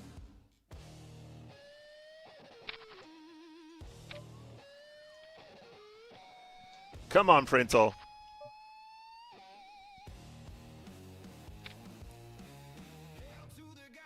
Come on, Printle. Kneel before your king. All in button on my desk. I'll push and I ain't so stressed.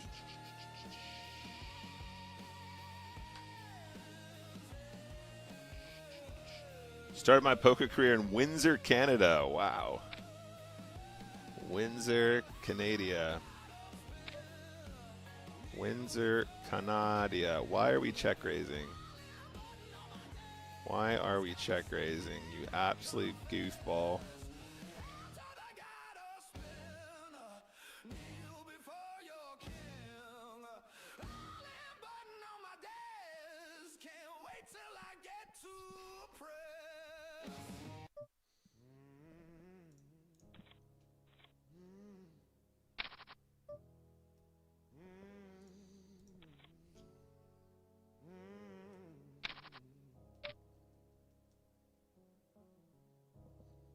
I put my last $10 in. This game's a game that I can't win. But if I fold, I'm in the win. I don't think it's right to ask you not to play. But if you fold your cards, that's okay. And if you win it, I hope it makes you happy.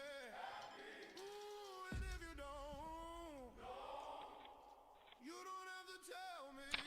Ooh, chips in the middle. It's a shame the world's so brittle, but all it takes is Printo! all it takes is one more shuffle. Ooh, you're the dealer now. When you said it so proud.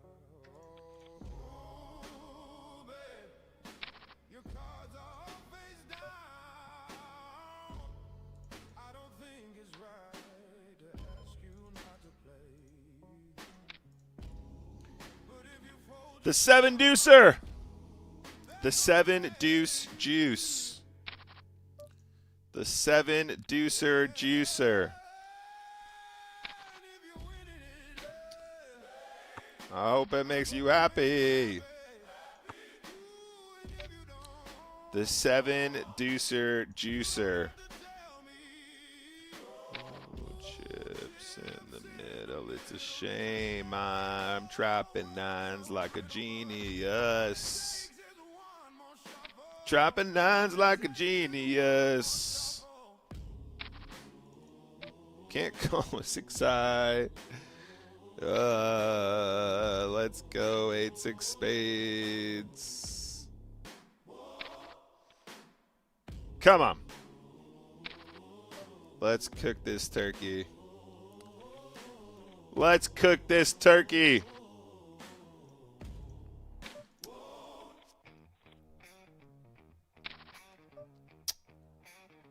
Let's cook this turkey.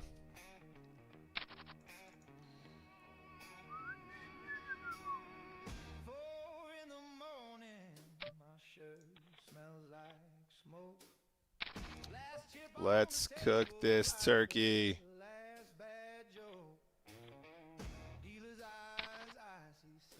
Printo! You're actually killing me right now. Ooh, this is a 9 big blind shove. The old 10-7 off. I always remember that one for some reason. I'm not sure why. Printo!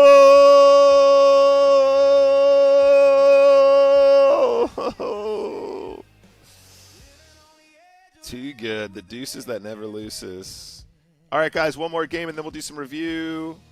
I got a GTFO out of here to the gym after this.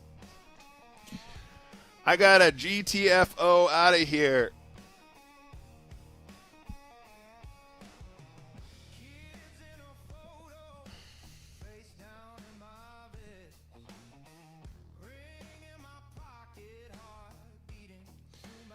McCoy says, do you remember / know who acquired the Full Tilt brand? It was PokerStars, buddy. What are you talking about? It was PokerStars, and for a long time, if I remember the story correctly, the DOJ refused to allow anyone to purchase Full Tilt unless they paid off the debts and refunded the accounts of the players who lost money after Black Friday. And PokerStars purchased Full Tilt and did exactly that. That's how I remember it. I could be misspeaking on some points, but I think that's the gist of it. And PokerStars proceeded to continue to run Full Tilt and PokerStars for some years and then merged the two. I think that's how it went down. It was PokerStars, though, bud, yeah. It was PokerStars was the only company that could afford to do it.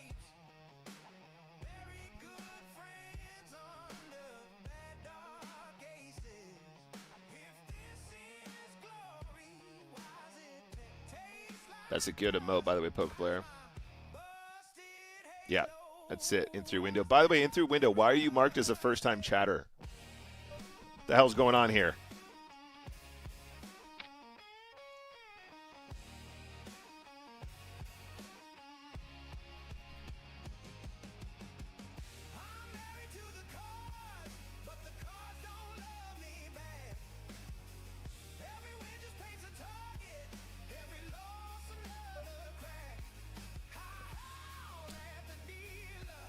Moors.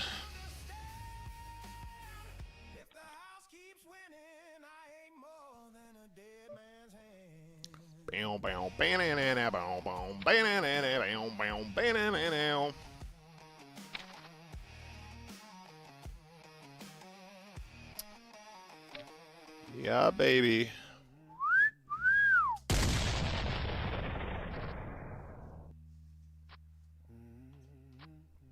That works. The Queen 9 push is good, though. What else are you gonna do? Yeah. So, on this particularly wet texture, let's just go ahead and start blasting. That should be a pretty cool turn. Checking seems wrong. So, I guess we're betting. Pretty shit run out. I don't think our opponent has a 10. They might have a 6, but they also just might have a 9. We're going to have a lot of missed draws that probably blow up here, so I guess we push. Hope for the best.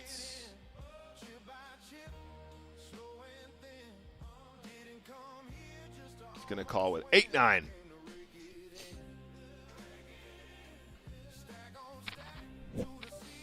Yeah, wish me luck, guys. For the last day, last session, keep the boo box sticker on. Oh, that was too much. Sorry, guys. It's difficult to hold at that angle. Yeah, all right, cool. That's a win. The good old days with the 9-headed $500 sit and goes ran 24/7. Damn, yeah. Sit and goes, man. Sit and goes are the way. I love sit and goes.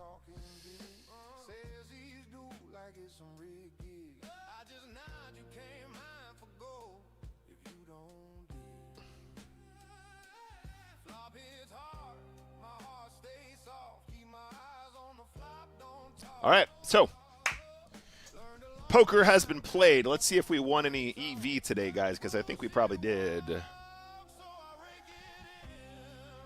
All right, so filter for today. And let's take a gander. All right, so a little bit of EV. We won a little bit. We managed to win 75 US dollars. We had a chip EV of 25 chips per game. That's definitely fine. I would say this was fine. I mean, like, we played a bunch of regs all day, so what do we expect?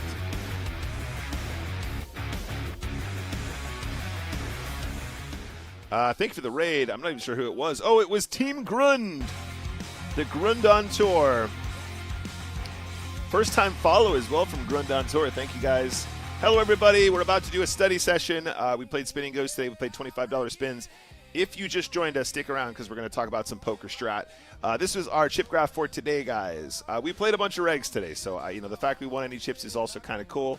But overall, it was a short session, and of course, we're trying to keep an eye on the long term. This is our year so far. We are definitely winning a few chippers here and there, but it's a work in progress. We played a relatively small amount of volume. So, marked hands. We have a couple marked for review. Let's get into it right now. Before we do that, I'm going to close up PokerStars. Make sure that we are always... Oops. Don't do that. Let's make sure that we are... Give me 1 second, chat. I'm trying not to dox myself. Stupid. Don't do that.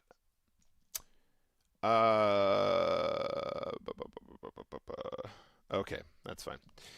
All right, so back to the graph. So yeah, we're going to try and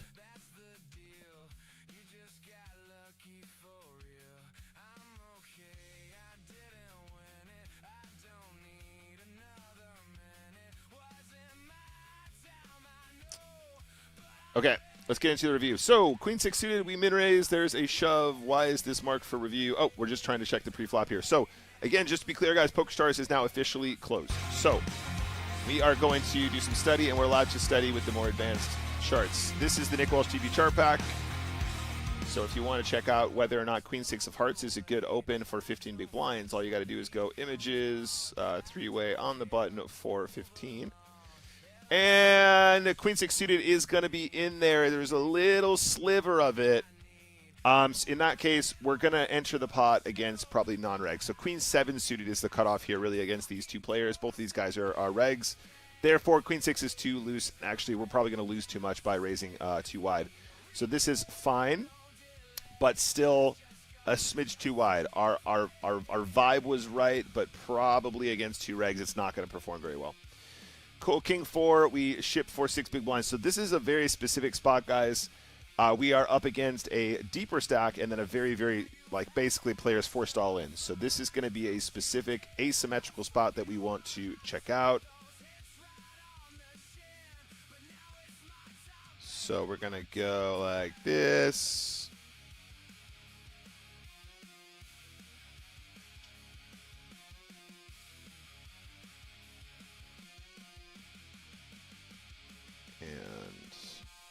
King 4. So this is too wide. We've pushed too wide in this spot, guys. So just a reminder of the actual situation. We have 6 big blinds on the button. This player is basically forced all in. I thought this would be good enough to be all in here because effectively what we're doing is we're getting it in for 6 big blinds, which would be within the threshold heads up. However, having this extra player in here is messing it up. So let's take a look at the actual range so we can learn something. We are in... Thank you for the new follows, guys. Appreciate you all. In fact, I could give you guys some shout-outs here as well.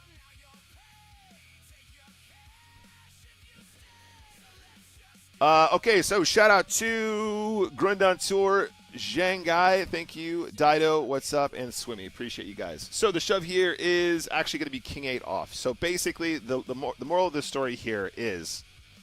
as soon as we're multi-way, even if the big blind is extremely, extremely short, we're just going to want to get this in with like most of the obvious stuff. So this is what the range looks like. Happy days. What's up, Martin? Good to see you. Nikki, get clicky. Hello, hello, hello. Hello, Grundantur again. Pleasure to have you guys here. So blind v blind, we min-raise the King 7. There's a call. So this was the topic of some debate. The King 7, if I remember correctly, is going to be min-raise or it's going to be a shove. It can kind of go into both categories from a GTO perspective. At this point, I'm assuming that we want to just kind of bet one a lot of the time. Our opponents probably should defend wide enough for us to get away with the one big blind bet. I'm assuming this is fine, and then we just give up on the turn. Let's check the post-flop and the pre-flop. We already have one running here. 1 second, guys.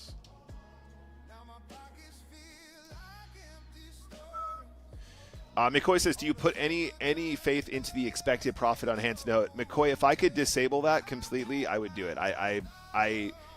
That number, I'm not saying it's nonsense, but I don't know how they're getting that without having much more information about your play and also about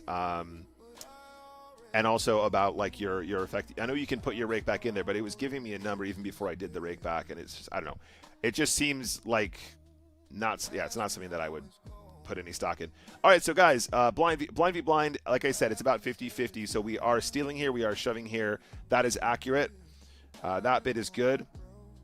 On the flop, we're going to bet one about 14% of the time. There's also a ton of checking, and then on the turn, we're going to check, and then we're going to fold. So basically, story checks out. Just out of interest, though, let's go ahead and study it a bit further. So the pre-flop we nailed. We know that's about 50-50. Raise or shove. Once we get on the flop,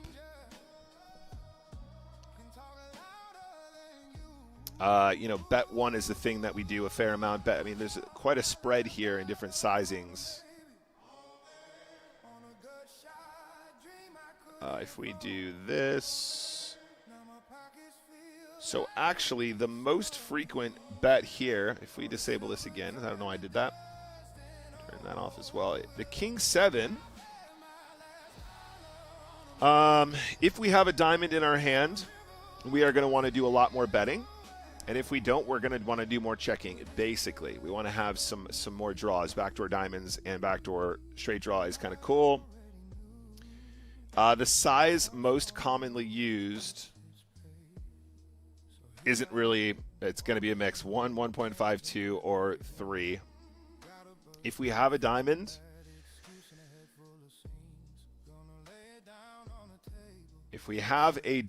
the size that they want to use is 2 or 3 most of the time, basically. So we do want to have a bet big, but the bet small is also going to be fine. So whatever. This is obviously a lot of specifics. As a default strategy against an unknown player, I think betting 1 is just going to perform extremely well if we want to bluff, and then if we're going for value, we're allowed to size differently. We don't need to be balanced.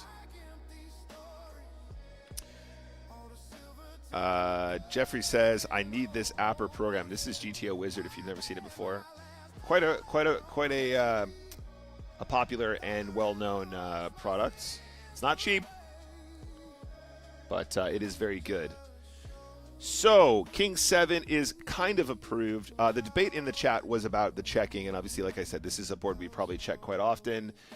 King 7 actually quite likes to check here, but also it doesn't mind the bet even if we don't have a diamond. With the diamond, it wants us to bet, and it wants us to bet bigger, so that's good to know.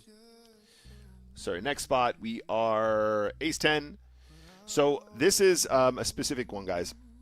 We've been studying a lot more of these asymmetrical situations, and we do find quite a lot of limping occurring. So the shove with Ace-10 here is going to perform very well. The trick that I found, or the trick that I think I found, was that when we have a short stack to our left, we limp the Ace-10 more often. When we have the short stack to our right, and these two players flip-flop, we play it more as a jam. I want to confirm that that is true. Having said that, looking at it again, we might be too short where we just want to push this most of the time. But I think this is fine. So let's take a look at what we can learn here and see if we're doing a thing. Okay, yep, it just wants us to be all in here because we're very short. But let me double check my thinking if we go a bit deeper as well. So the AT just pushes here. We do have some limps.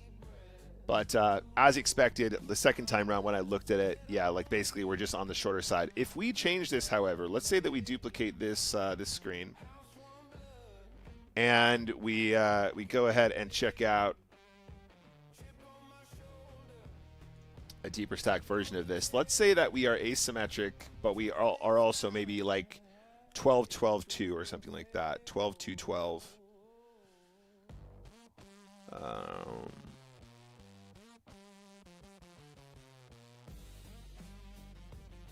Let's check out something like 12-4-12. All right, cool. So we specifically in this spot have Ace-10 off. The offsuit variety is not what we do this with, so we've kind of confused ourselves a little bit here, but what I want to do is confirm that the limping occurs at the deeper stack, and then also the flip-flop thing that we discussed, so the left and right split. So if we look at 12-12-4 now,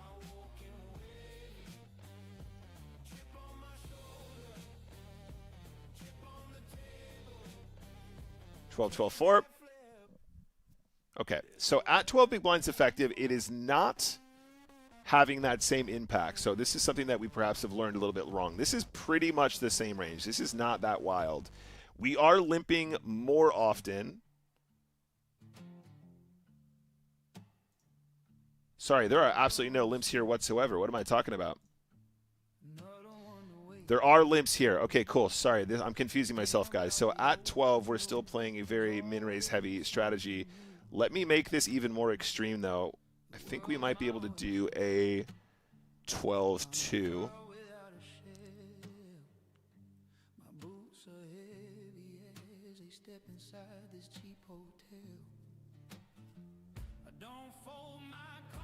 Right, let's look at this one. Nope, we're still too deep. We still have mostly min raising. So this one is at 9.5. Let's take a look at 11.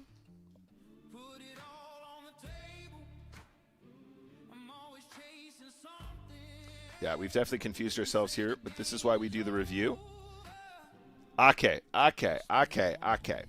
So, this is 11 to 11. This is 12, 12, 4. Let's take a look. Let's just open them all up properly. So this, let's do 12 to 12 to 12. So Jeffrey's asking, what is 12, 12, 12, 12, 12, 1? So that's basically, the button has 12 big blinds. So let me give you an example.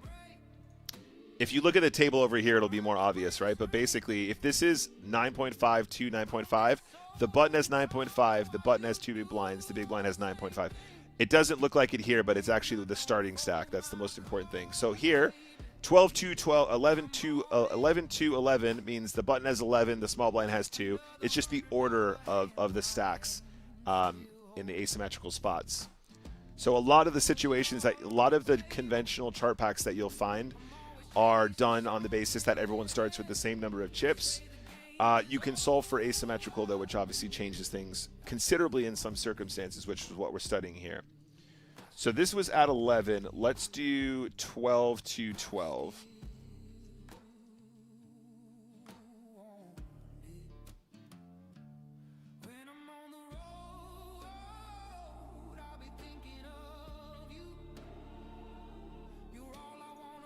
Okay, so this is this is actually closer to the spot than the previous thing we were looking at. Ignore what I was saying completely. We've still done this wrong, but that's why we study, so we can get better at these. So we are 12 big blinds effective against the bigger stack who is currently in the big blind. So we have 12, small blind has 2, big blind has 12. That's actually closer to the spot that we were studying in the first place anyway, right? But we can talk about that in a sec. So this one would be effectively 9 to 9. 9.5 to 9.5, which is what we have solved here. So this is a thing. Limping is a thing at 9 to 9. Ace 10 is way too wide to limp. We do want to continue to trap at this stack depth, but we're going to be doing it in a very specific way, and we can see what we're supposed to do here.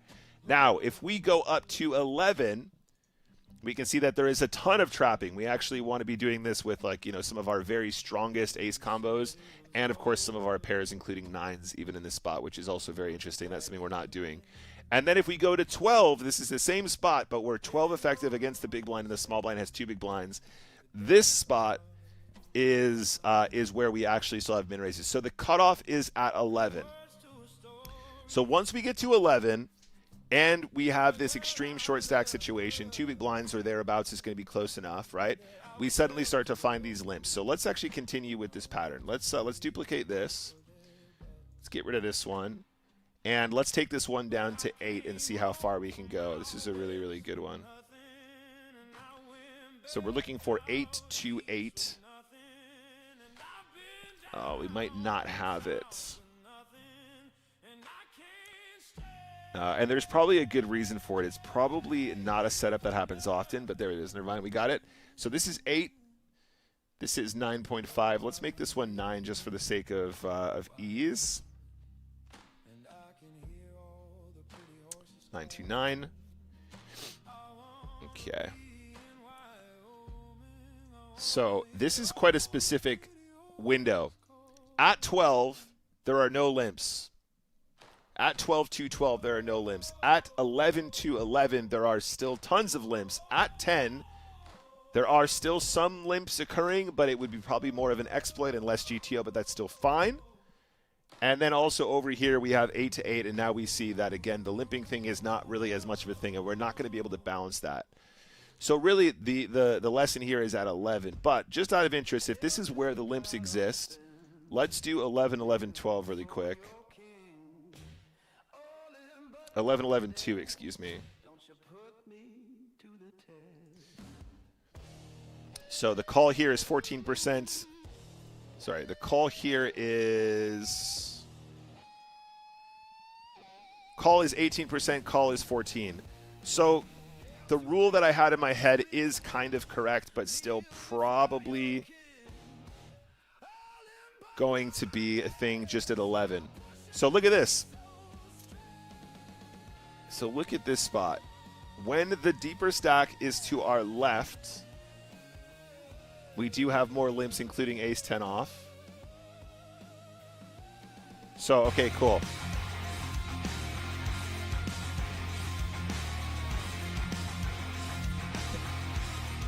The difference between these two isn't much in percentages in terms of what we limp, but the actual qualities in what we limp are very different. So let's say that when we're in this spot, 11 effective multi-way, this will actually happen a fair amount. The amount that we want to limp is going to be based on where the stack is. So the short stack in this case is on our right. We do end up limping a lot of these hands that benefit from shoving over and over a shove. And then it's almost like a complete flip-flop here, guys. Look at this. So over here, when we have a shorter stack on our left, we want to be doing limping with hands that have better playability. When the big blind is last to act, however, we want to be limping the combinations that we can shove over a shove, right? So if we limp the button and then the small blind comes along and then this guy shoves, these hands are much, much better to be all in with. So like maybe we can play this out. So let's say that we opt to call, and then the small blind calls, and then the big blind is going to be all in for 2 big blinds. I'm assuming that we're going to shove most of the range that we limped. There you go. Confirmation, right? So the range that we want to limp here, when that player is effectively forced all in and will get the chips in most of the time, is very different because we can entice the small blind to come along in a way where we benefit from the additional 2 big blinds in the small blind when they call. In this situation, however, we are basically trying to attack the big blind with the jam, not allowing them to enter the pot. So we've got this one really confused, but that's why we study, guys, because this is actually probably going to be a spot that happens often and probably a spot that a lot of people are misplaying. So these are hands that will perform very well against the big blind when we give them the free card. So when we limp here and this guy comes along, we've got a very well disguised range that can be very strong, but then we also play quite a strong range against this player who will very often just either check back if this player's not in or whatever, right? So when they're on the left, we want to be playing stronger. When they're on the right, we actually want to be trapping more of the hands that we can limp jam with, because that will almost always be the outcome. So that's a super interesting one. I'm glad we picked that one out. Sensitive Tony says, where does it show the actual hand strength? I can't see where it says ace, queen, jacks, or nines.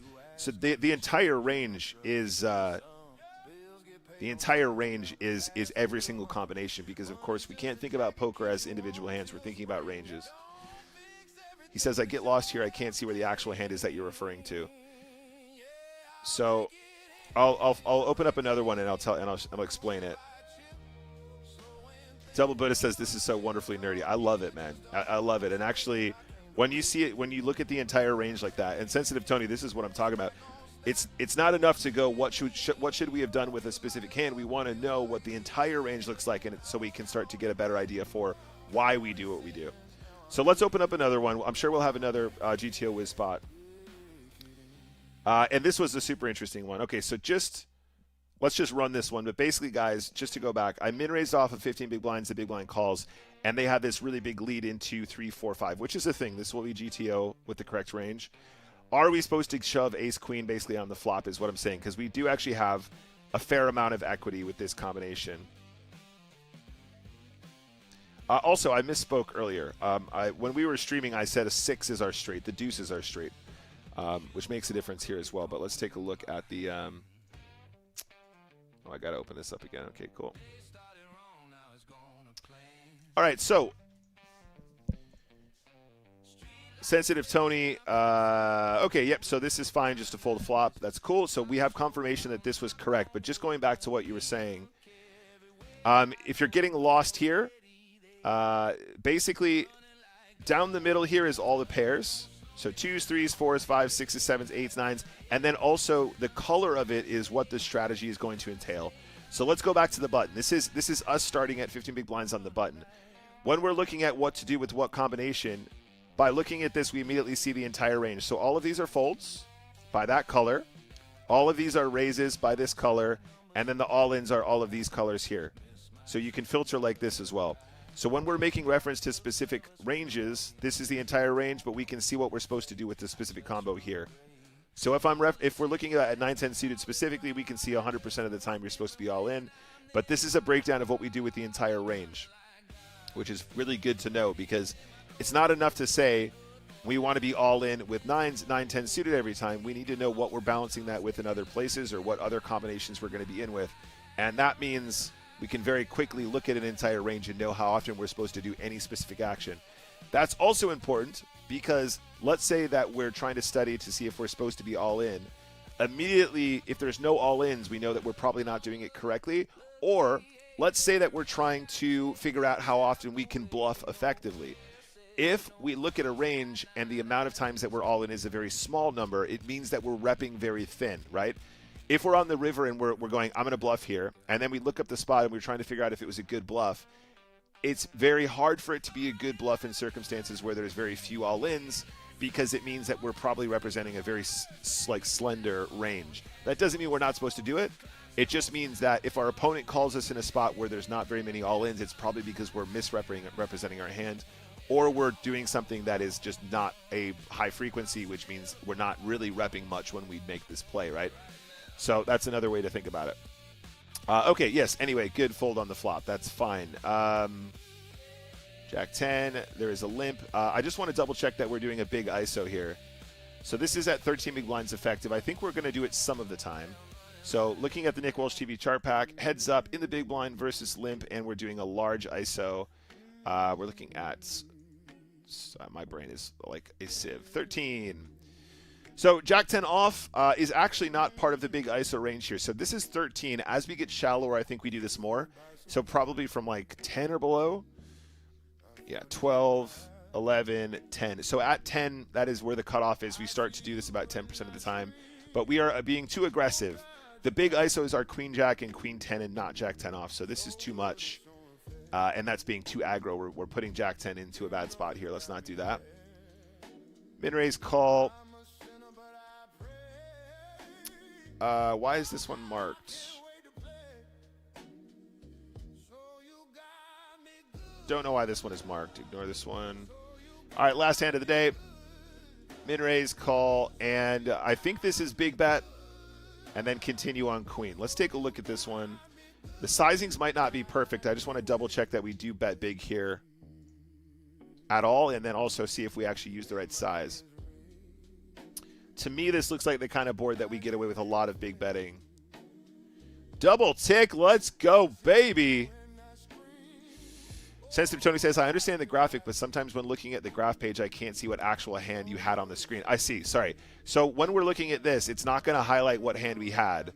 We're just going to have to remember. So in this case, it was King of Clubs, 9 of Diamonds. And obviously, that specific combination falls into the offsuit variety over here. So King 9 off over here is where we're at. Sorry, we're actually at the end of the hand here. But on the flop, 8-5 tray specifically, we do have some big bets, and it looks like we've actually hit the nail on the head. So if we're looking over here, basically, Tony, on this page, we see specifically, it's filtering specifically for this combo exactly, and it's doing the solve for this. When we're on the other page, this is looking at everything, including all the King 9s with the different suits that we break down as well later on.